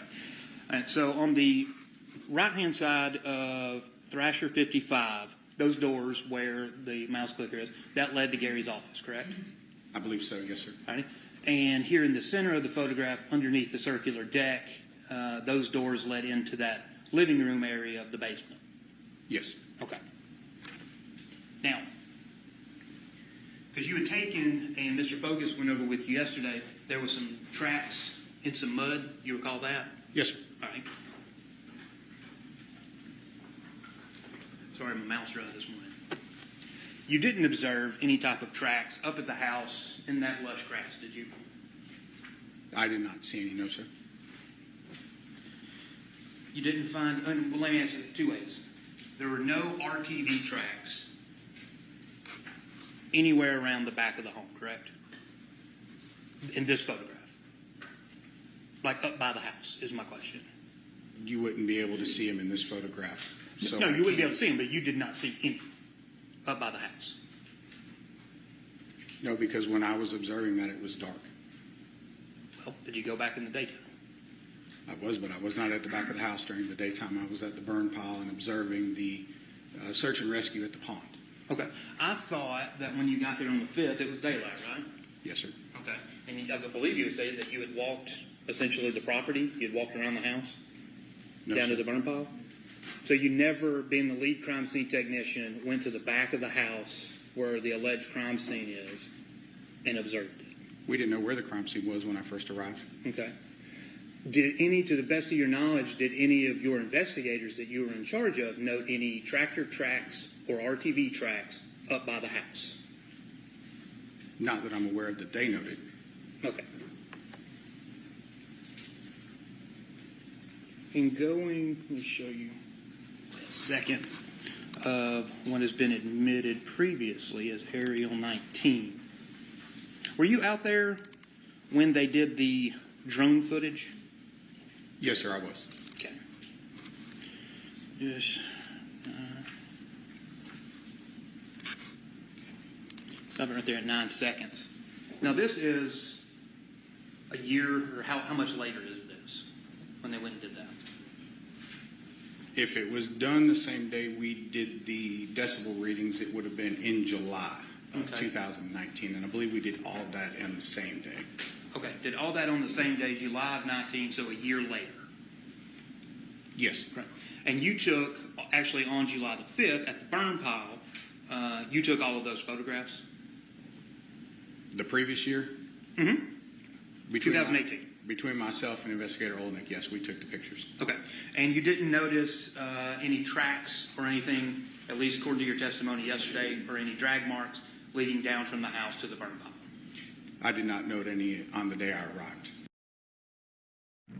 How do you take 20,000 children in the middle of New York City without anybody seeing?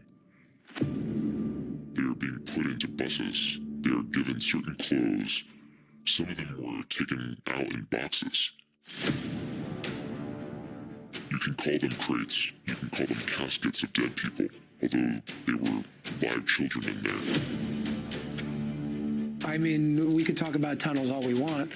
The non-believers will say, where's the proof? When I go into the tunnels, I can't take my phone, and if you're going to do it, the psychopaths will eliminate you. So some pictures I saw that are real, and I was surprised to see them. But there are many children down there. Yes. But they're not in the main rooms. they're in the hidden rooms within the walls of the tunnels. Do you have an idea of the number of children that we're talking about? It's huge. It's numbers you can't comprehend.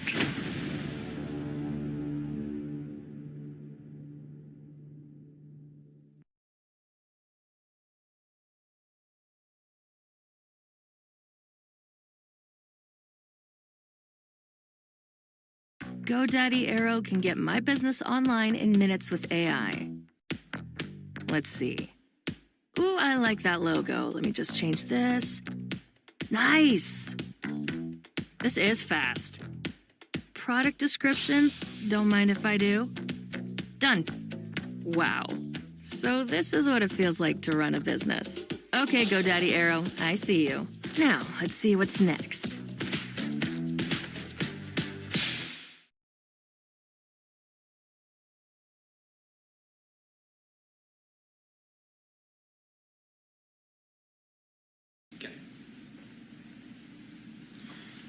You nor any of your other investigators, you took into evidence, you didn't take in any ropes, correct? None were brought to me, no, sir. Okay. Chains? No, sir. Straps? No, sir. Okay. And you found no corroborating evidence of any of Gary Ferris's DNA on anything like that, correct? I'm sorry, ask the question again, sir. It was a horrible question. So you didn't take any of like chains or ropes or straps or anything like that, and so therefore you didn't find any corroborating DNA on anything like that, correct? I don't know that I understand the question. I can't collect DNA on items I didn't collect, so I don't understand the question. Well, that's true. That is the question. So there can be nothing found because nothing was collected. We did not collect any of those items you listed, sir. Okay, thank you.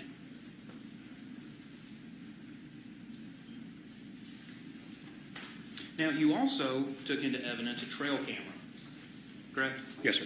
All right, were you actually the one who found the trail camera?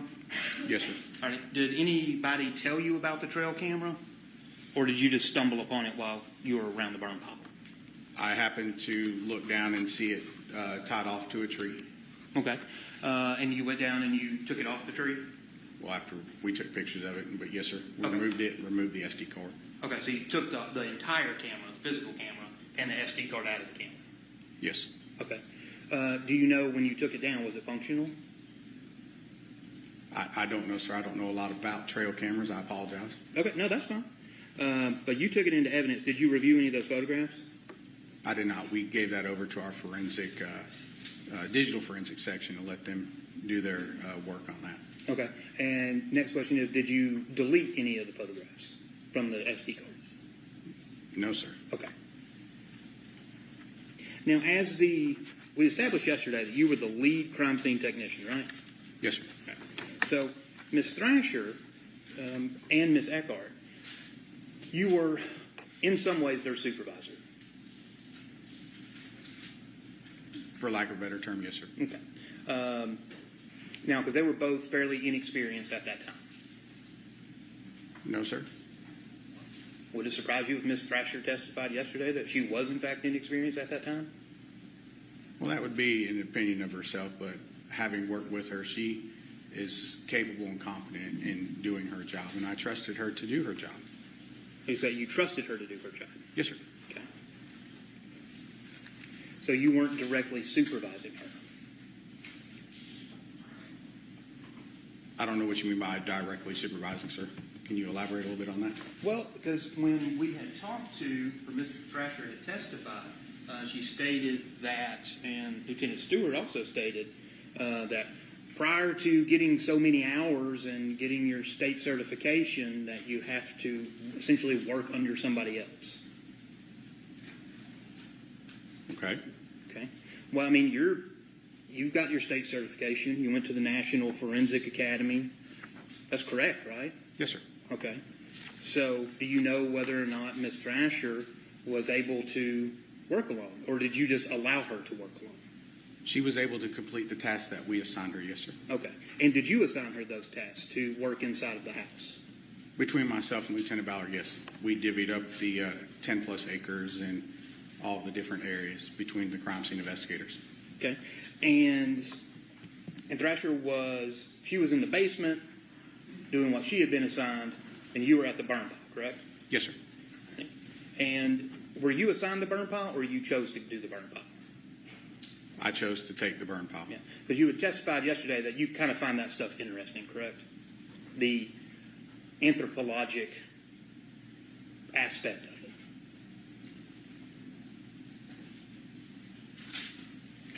It was also important to make sure that the remains were documented correctly. Well, absolutely. But, I mean, it is a personal interest to you in crime scene investigation. Sure. Okay. So, if you're at the burn pile and Ms. Thrasher is in the house, you cannot supervise her, correct? You're just relying on her to do what she's supposed to do. I did not do direct supervision. We don't micromanage our crime scene investigators. I don't believe in that form of supervision. Mm-hmm. We're task-oriented, so they were given tasks to complete. They were able to complete those tasks. Okay. Now, as the lead crime scene tech, because your report doesn't indicate it, did you ever go out to the barn? I did not go out to the barn, no, sir. Okay. Never stepped foot in it? No, sir. Don't you think that's kind of important, being the lead crime scene tech, to evaluate the entire property? If I were to look back on it, yes, I would say it would be important. But at the time that we were tackling this scene, I had faith and trust in my other crime scene investigators. I had another lieutenant who was helping supervise, if you will, to use that term, that he was able to go down there and make sure that those detectives and investigators were doing their job, so that I could concentrate on the burn pile and the residents there. Okay, and would that other lieutenant be Lieutenant Ballard? Yes, sir. Okay. So in some ways, you're relying on Lieutenant Ballard to, and I'll use the word supervise again, to supervise the other crime scene technicians. Yes, sir, because this was, I mean, it's a large scene, large piece of property to try to I understand manage. that. So would Lieutenant Ballard be giving out directives to the other crime scene technicians? It is possible for him to, yes, sir. Okay.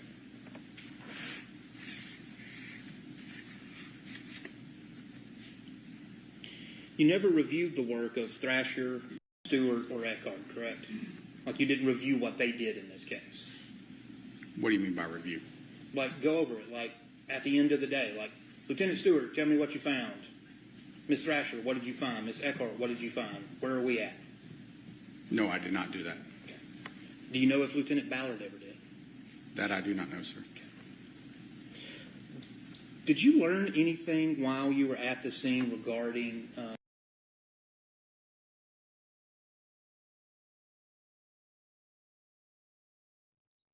Okay, so just to get a bit of an idea of how large of an area they are discussing. Yeah.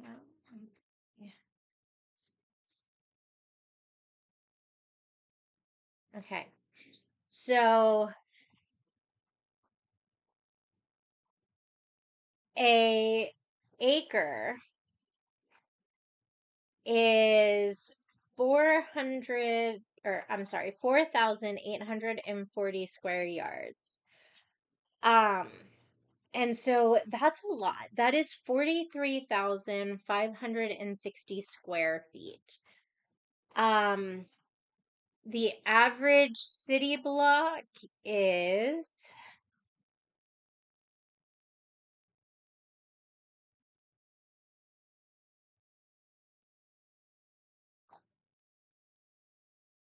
so the average square block, so the average city block is roughly 50,000 to 200,000 square feet.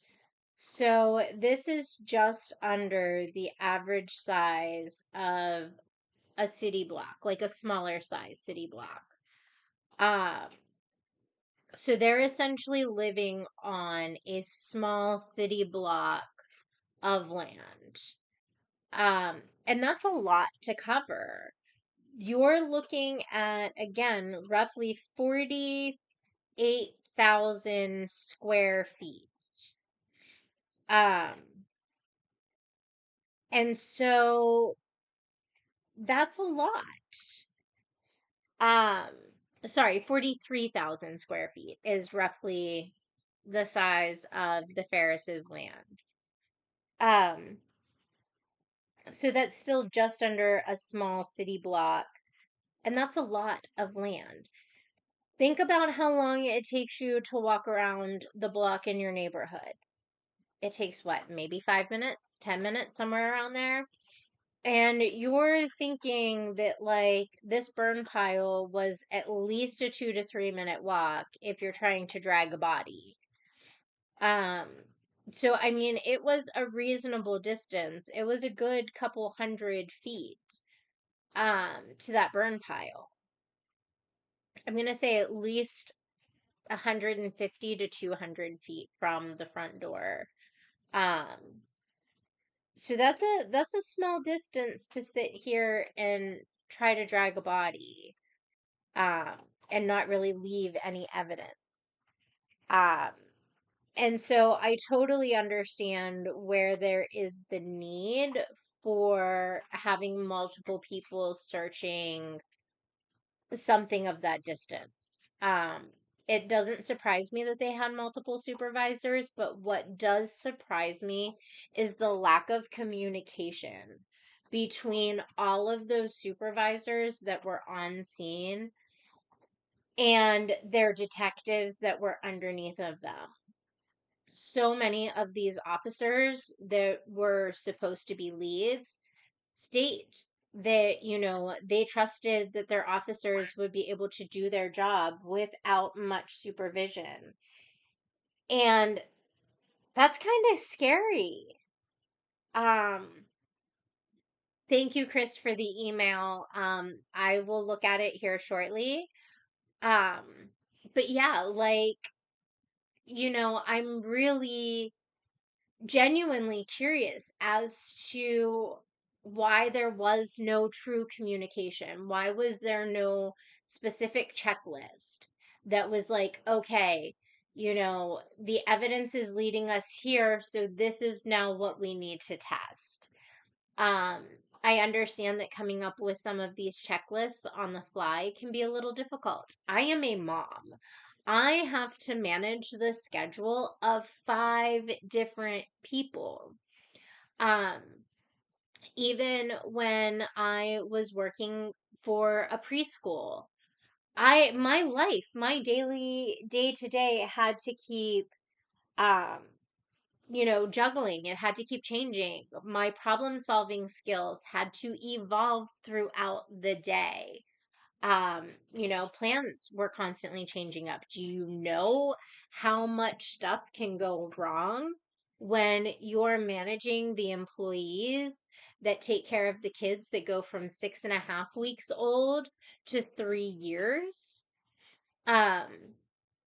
That's quite a span. And so while it's not the same because I'm not having to evaluate evidence in the same way, I'm still having to use a lot of the same critical thinking skills because, I'm trying to get out of toddlers why they're smacking each other with toy kitchen stuff. Why one's pulling the other one's hair over a plastic ball that there's 75 others, in my classroom. And so while it's different, I can kind of still see some of the parallels. And I hope that this makes it easier for you guys to kind of be able to see where, even in your own personal lives, there's some skills overlap, and where you as a reasonable person may or may not have made the same decision as these officers. I have found, sorry, again, words. But I have found that it is so much easier to put myself in somebody else's shoes if I can find where the similarities in our lives and our skills meet, and kind of look at it from that perspective as to why would I make this choice based on my experience using the skills of ours that overlap. And that's where I've been able to put myself in somebody's shoes. And that's where I struggle, because I can kind of put myself in their shoes. I can kind of see that this stuff should have been tested. But I do also still see reasons, such as, maybe it just wasn't a good quality match. I can understand that, but we need to know why they didn't test certain evidence before we can make an educated guess as to how much that could have impacted this trial.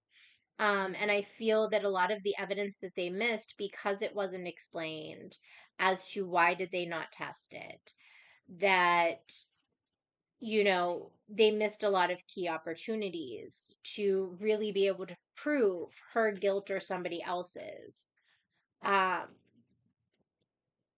and I feel that in his testimony, it really shows where this investigation failed a lot. And I strongly believe that had they had better communication on that scene, that they would have been set up for success, because um, their forensic anthropologist, if I remember that that's what she was, had done a phenomenal job. And you guys will probably hear me throughout this trial talk about this stupid graph.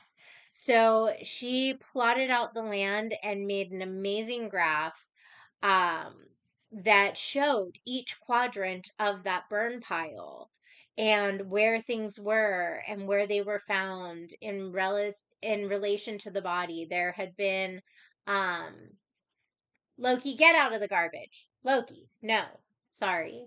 Um, but it also showed where, like, what the temperature was and where it was taken.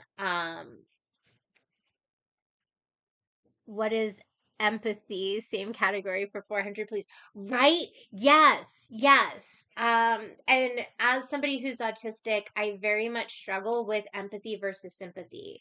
Um, I oftentimes fall over into the sympathy category, but I at least try to be at a bare minimum empathetic towards everybody. Loki, hold on 1 minute, guys.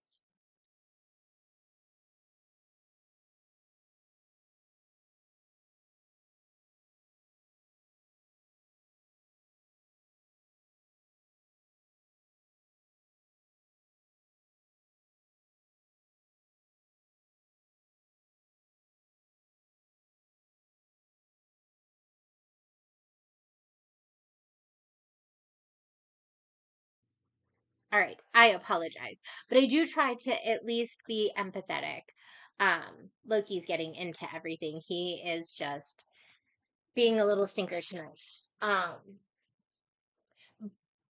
But the communication, I feel, is the bare minimum that they owed to Gary and the Ferrises. Um, and I feel like they did a huge disservice by not communicating well enough to really thoroughly go over and test the evidence. But we're going to continue on to day 3. We're going to keep going for maybe another half an hour. And then we're going to call it a night for tonight. And I will continue back with this tomorrow. Which would you guys rather? Would you rather my normal, like, early afternoon Saturday live, or would you like me to go live a little bit later in the evening on Saturday tomorrow? Because I do go live pretty much every Friday about this time, and pretty much every Saturday. Those tend to be some of my easiest days. I do also usually go live on Sunday and Monday as well.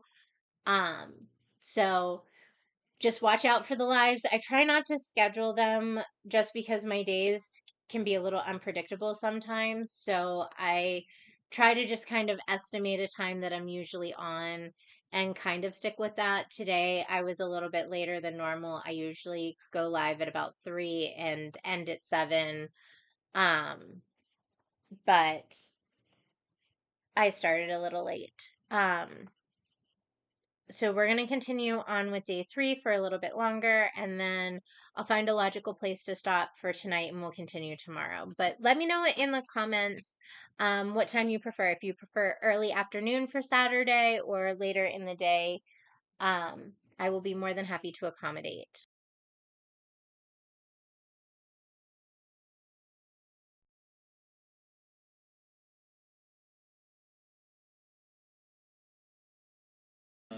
Mr. Ferris. Well, let me be more specific. That was fake. Specifically, did you learn while you were out there that Mr. Ferris was a 6'4", 6'5", 300-pound man? No, sir. Okay. Did you ever see Miss Ferris at the scene? No, sir. Now, you did go, while you didn't go to the barn, you did go around the house, correct? Yes, sir. All right. In the basement? Yes, sir. On the main floor? Yes, sir. And you went upstairs? No, sir. Didn't go upstairs? No, sir. Okay. So the main floor and the basement? Yes, sir. All right. So in the basement, you didn't observe any holes in the wall or any broken household items? I did not see any defects, no, sir. Okay. And same question upstairs on the main floor. Didn't observe any holes in the wall, any household broken items? I didn't see any defects. Regarding, did you ever go those doors that I showed you on, I think it was 55, the doors leading out of the basement? Did you ever go in and out of those doors? Once or twice when it was dark. Okay. Did you ever go out the front door? Not until the following days when the detectives were going through the residence after we had completed our work at the pile in the barn and search and rescue completed theirs. Okay. In either of those, even though it was dark, being the crime scene technician, did you observe any damage or anything to the entryways of those doors? No, sir. You didn't see any evidence of a struggle in the basement, correct? I did not see any evidence of a struggle in the basement. Same question upstairs in the main house, main part of the house. No evidence of a struggle up there. No evidence of a struggle, correct, sir. Cooking for one doesn't make sense. Cooking for one doesn't make sense.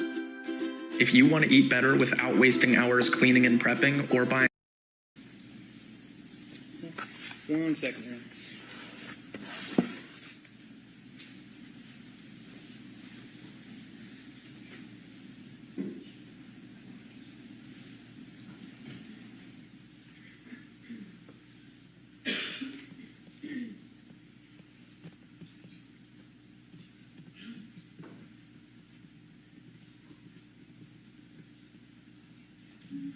Just one other question. Did you drive the crime scene truck to, your big crime scene truck? Did you drive it or did Ms. Thrasher drive it? I believe I had Ms. Thrasher drive it to the scene and I maneuvered it down as close as we could get to the pile. Okay, exactly. So you did take the crime scene truck down to as close to the burn pile as you could get? Yes, sir. Okay, and I'm assuming you went around the back of the house? I called it the side. It was the left side of the house. So we don't have any confusion. I'll just show you, okay? Okay. Thrasher 2. So you got the garage here. Did you go to the left side of this photograph or the right side of this photograph? Left side. Left side, okay. So that would have been toward the chicken coop, because we've seen some evidence that there's a chicken coop in the backyard. Yes, sir. Okay, and you drove it that way down to the burn pile?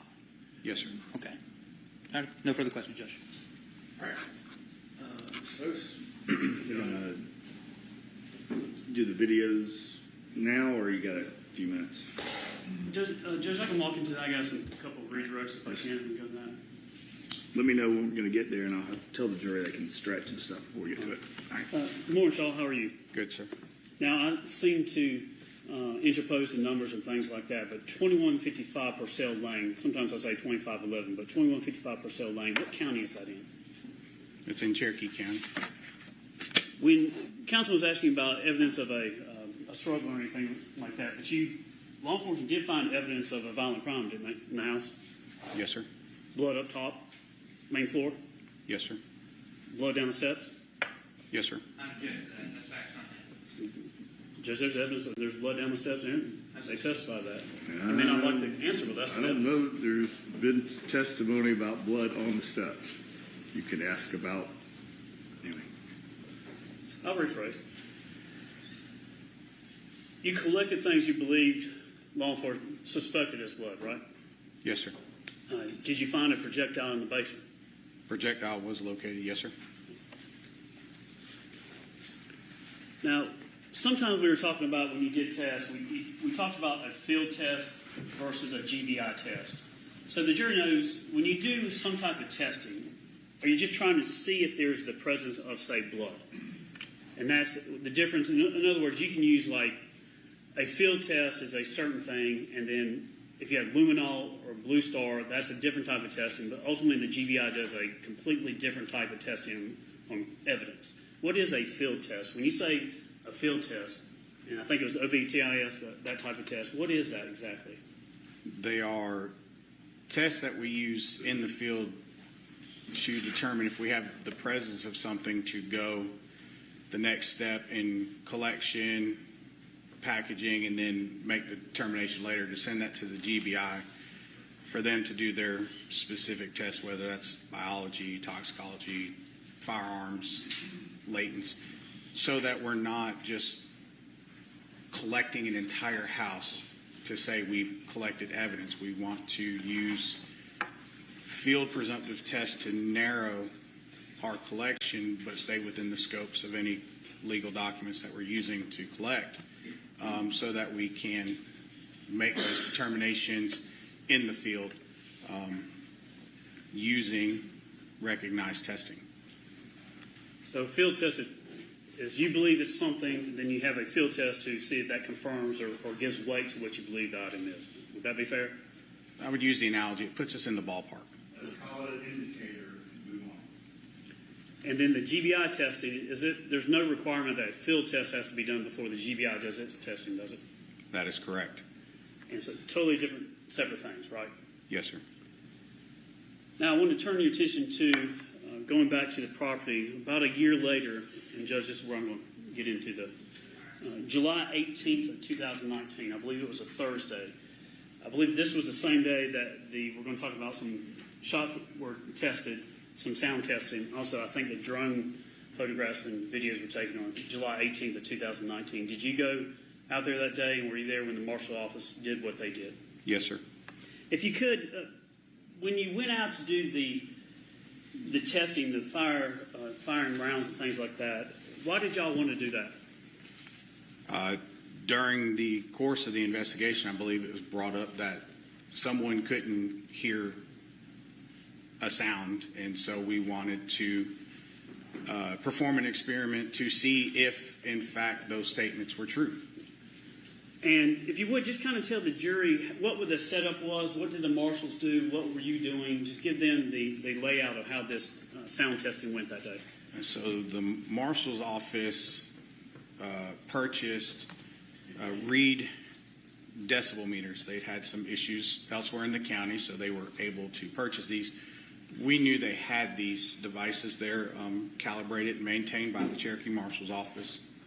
And so we asked them to bring their decibel meters, and we were going to set them up in different locations on the property to have the marshal's office do the reading.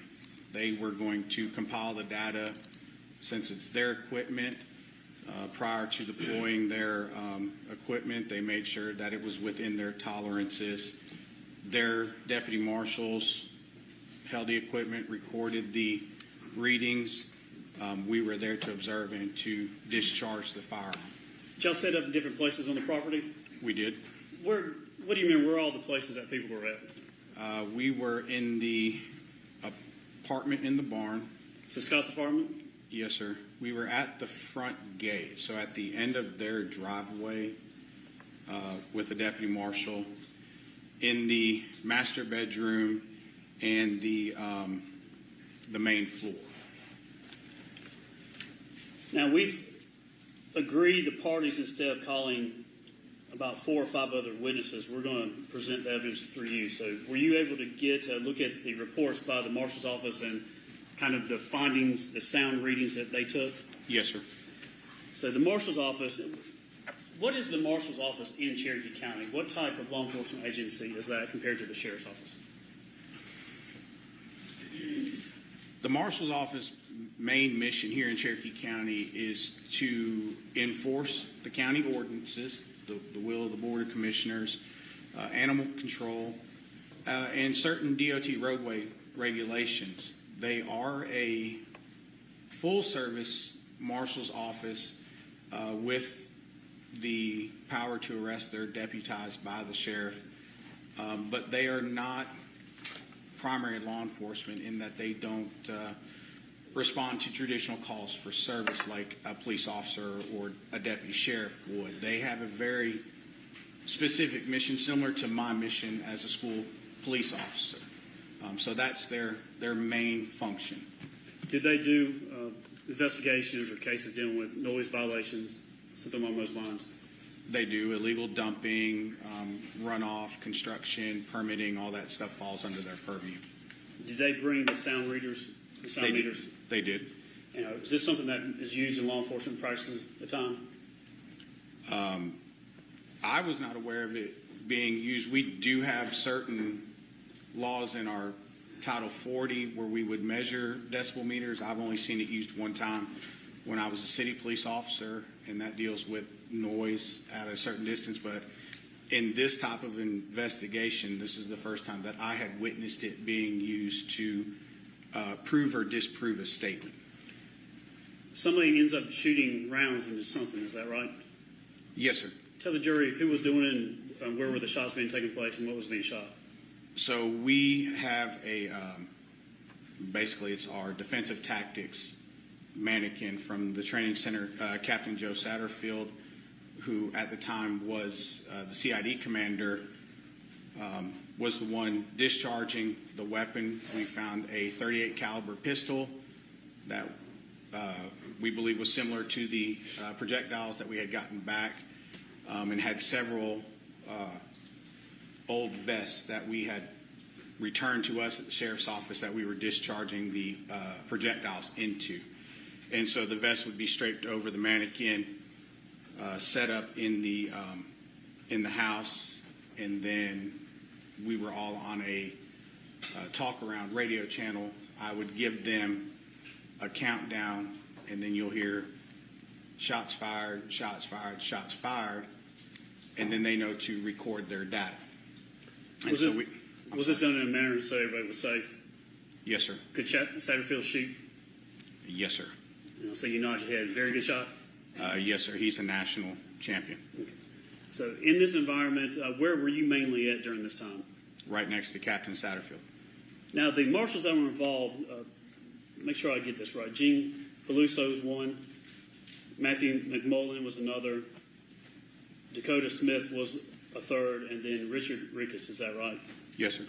And then they were set up in different places. And we have the videos and things that we have. What I'm going to do is I'm going to go through those, and I'm going to ask you about the recordings as we go, probably. Judge, at this time, by agreement, the state tenders into evidence CMO for Cherokee County Marshal's Office, CMO 1 through 28.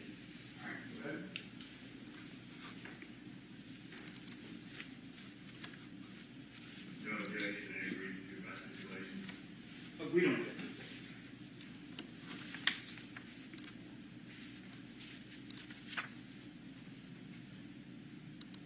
This first one is 1, and it's about 2 minutes and 35 seconds long. I'm just going to play it.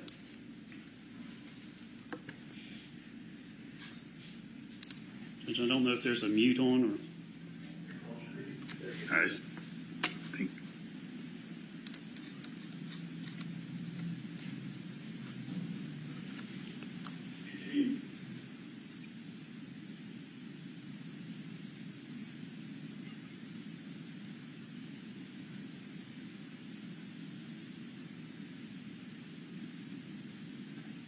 Three, two, one. Shots fired, shots fired.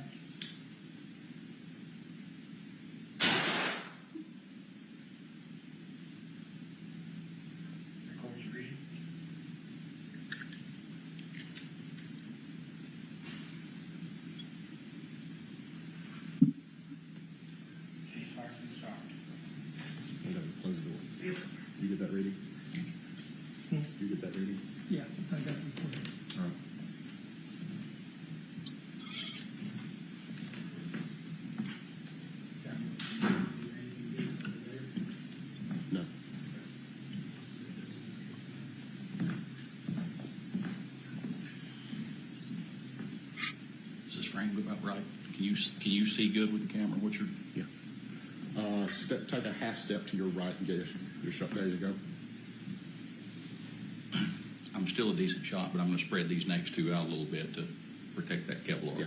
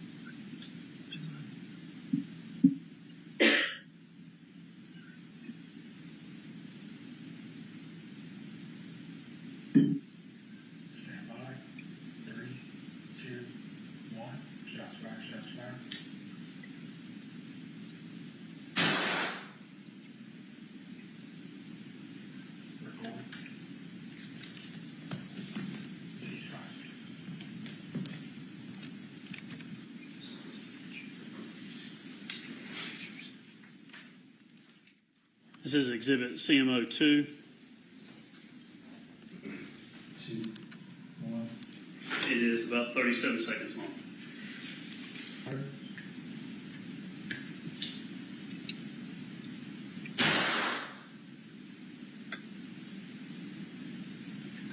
Record your data.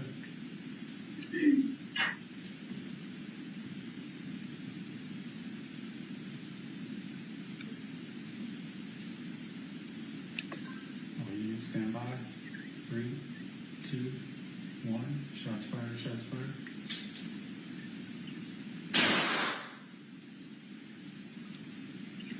Record your data. So here we've moved from upstairs to downstairs. Is that right? Yes, sir. This is CMO 3. Stand by. About 32 seconds long. 2, 1. Shots fired. Shots fired.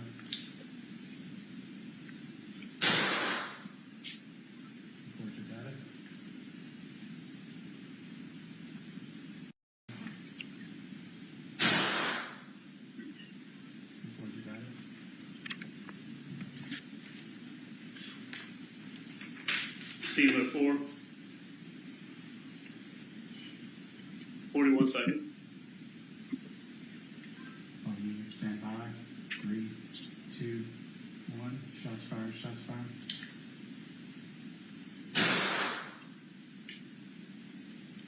Record your data.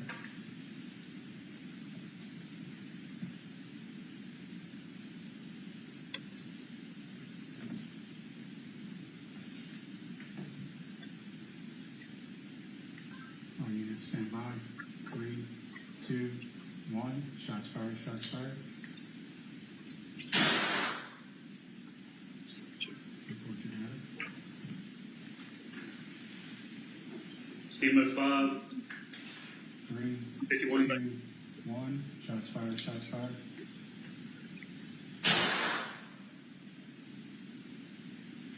Record your data. Sometimes doors will be open, sometimes doors closed. Is that right? Yes, sir.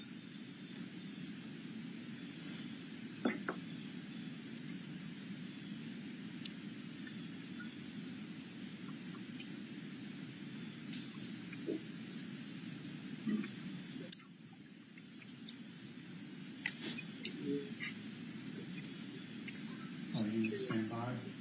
3, 2, 1. Shots fired. Shots fired.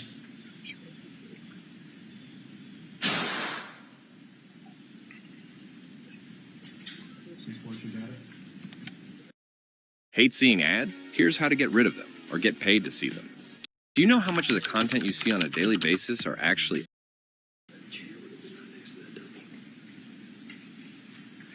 CMO 6. 3, 2, 1. Shots fired. Shots fired.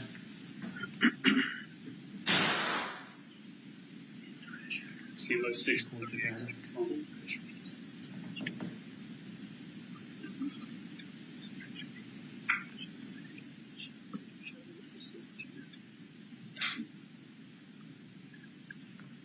Doors closed in this one. Stand by. 3, 2, 1. Shots fired, shots fired.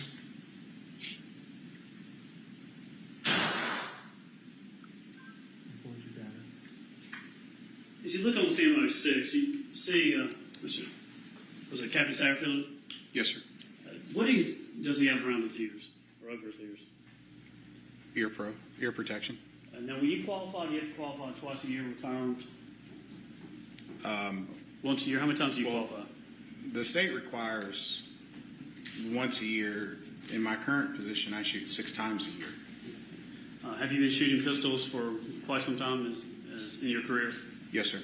You ever been on the range and you forgot to put your ears on? Yes, sir. Is there a distinct difference between hearing a gunshot with ears on or ears off? It's a very distinct difference. Now let's go into Pelusos. There's going to be CMO 7, 8, 9, 10, 11, 12, and 13. I'm going to see those, but when you have, if you could just tell us, give us the, I'm going to start and go through the sections here. So for Peluso's recordings, the first 4 here I want to talk about. The sound meter was in the, I guess, the living room, dining room area, and the gun was in the same area. And then I think these are with the master bedroom door open and the basement door closed, the first 4.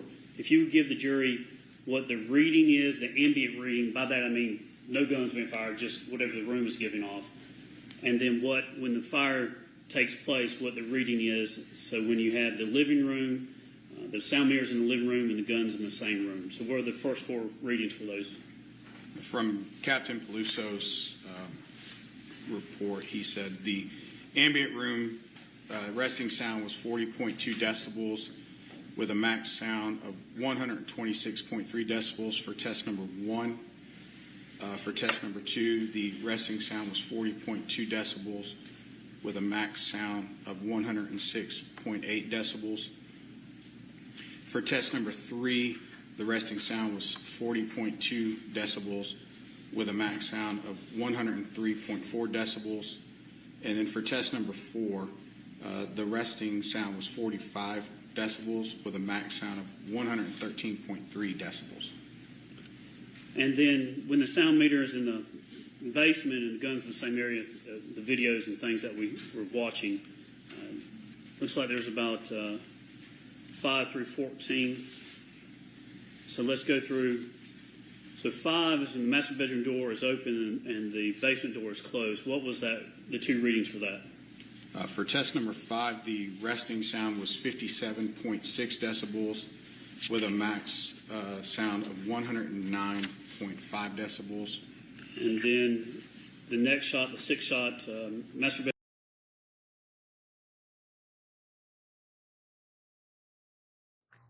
Okay, so me being the little nerd that I am, I'm going to make this the stopping point for tonight. But so he's talking in decibels, and here's what I have found. And I know that for many of you, this isn't going to be anything that is drastic.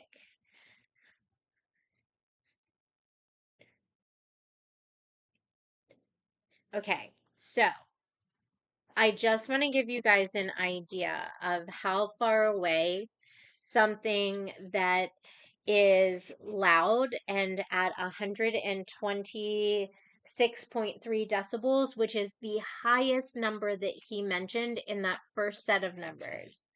So I listened to all of the different places that they did those first few tests, and I took the loudest number that he gave and I looked it up.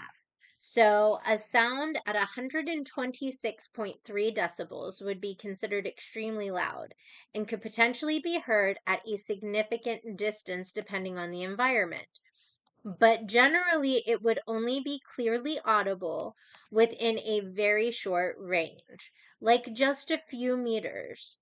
Due to the rapid decrease in sound intensity with distance, for every doubling of distance, the sound level drops by roughly 6 decibels. Now, I looked that up. So let's just say that that a few meters means 3 meters, okay? Just tossing out a number for argument's sake.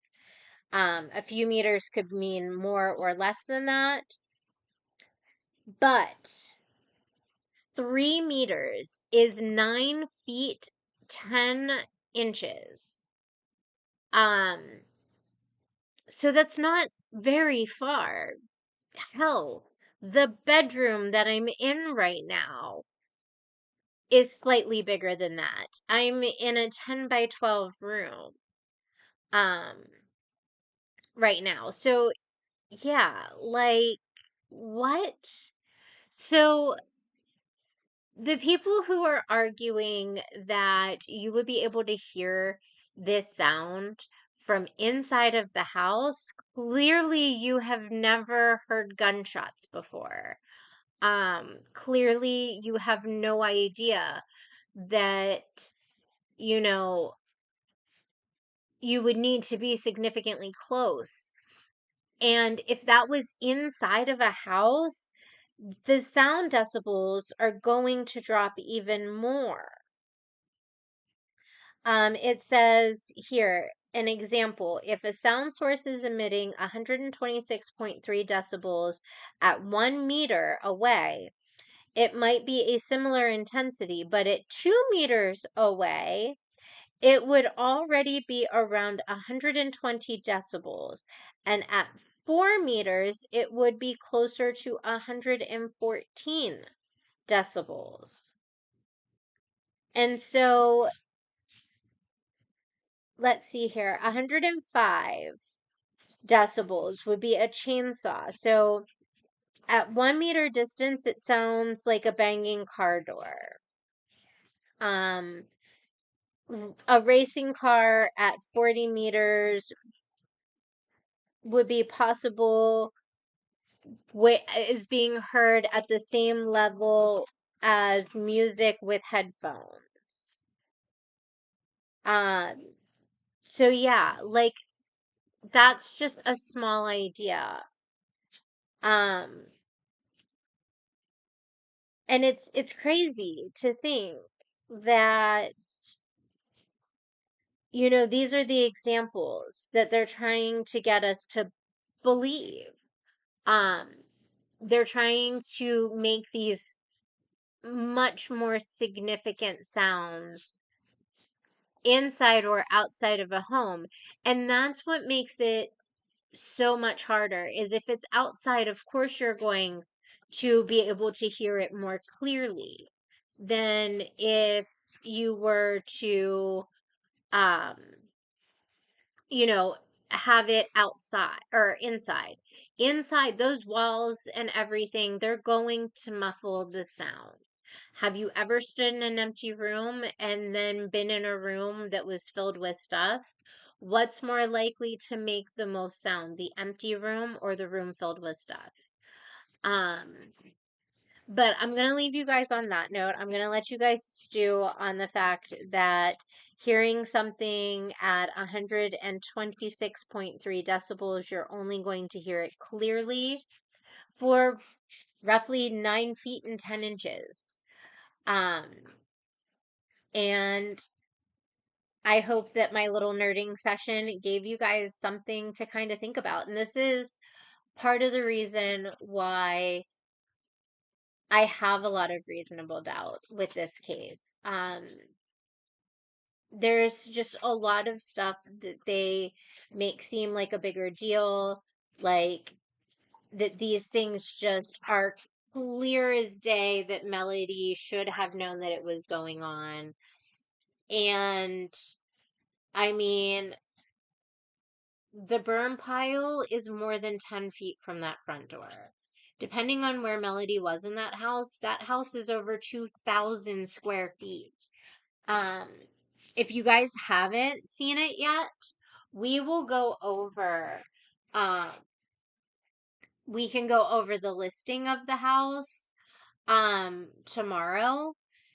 I can use that to start the live with, and that'll give you guys a little bit better of an idea of exactly how much space. Because if I remember correctly, the house was over 3,000 square feet. But I could be wrong. I know it was a decent amount of bedrooms. It was on roughly 3 acres of land. Um, it was worth a significant amount of money. It was a beautiful, beautiful home, beautiful land. But, you know, the ability to hear, unless Gary was shot outside, I don't truly believe that Melody would have been able to hear. But I could be wrong. And it could also explain maybe the girls were inside sleeping when this happened. I don't know. I don't know. I mean, Melody could have been inside. She could have been sleeping. Scott and Chris could have done this together and just, knew that their mom was going to get blamed for it. I mean, there's so many what ifs. There's so many possibilities that just have not been properly explained. And I'm wanting to get to all of them. If you guys have any theories, please send them to me please send them to me in an email. Jesus, I wish I could talk today. Words. Send them to me in an email. Put them in the comments. I would love to talk about them. Go ahead and feel free to, put them out on Facebook.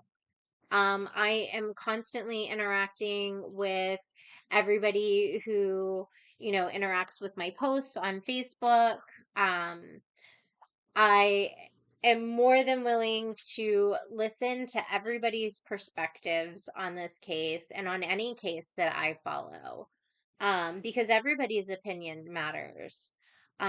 Everybody's perspective of these cases is so important because you never know when you're missing a piece of information, or you never know what little tidbit somebody else might catch that you didn't. And sometimes that evidence that other people catch that, you're debating about back and forth can sometimes end up being the thing that sways you one way or another, or seems to be the clear answer to why somebody did a heinous crime. As we get further into some of these cases, I will start giving more of my perspectives on them. This was a case where, to me, again, there's no clear proof that that the person convicted is honestly the person who did it. Had there been more clear-cut evidence, like if we were talking over the Wade Wilson case, there is an abundance of evidence in the Wade Wilson case that he did those murders. I would be delving a little more into the psychology of it, but honestly, I mean, it's really hard to get into the psychology of this because we're not entirely sure who the actual murderer is. We're not sure if the jury got this right or not. Um, I honestly, I'm excited for the appeals because I'm excited to see what comes out in the appeals for this. I know that there's going to be appeals. I'm really hoping that her defense attorney also does appeals. I would love to see her defense attorney be able to continue fighting with her. I know that's not normally how it works, but it would be really awesome. I feel that her defense attorney really did do a good job on creating reasonable doubt. And I look forward to seeing what the appeals brings. I'm hoping that it brings more evidence to show who potentially could have done this outside of Melody. or if it does show that she did this, then, you know, I really would love to see the smoking gun evidence that really points to the fact that Melody did this. But I hope everybody has a great rest of your evening. Again, let me know, would you prefer early afternoon, so sometime between like noon and 2 o'clock, or would you like later in the afternoon, sometime between 3 and 5 for my video tomorrow, my live? I normally do it right around 1 on Saturdays, so let me know. Have a great rest of your evening, everybody, and I look forward to seeing you all tomorrow.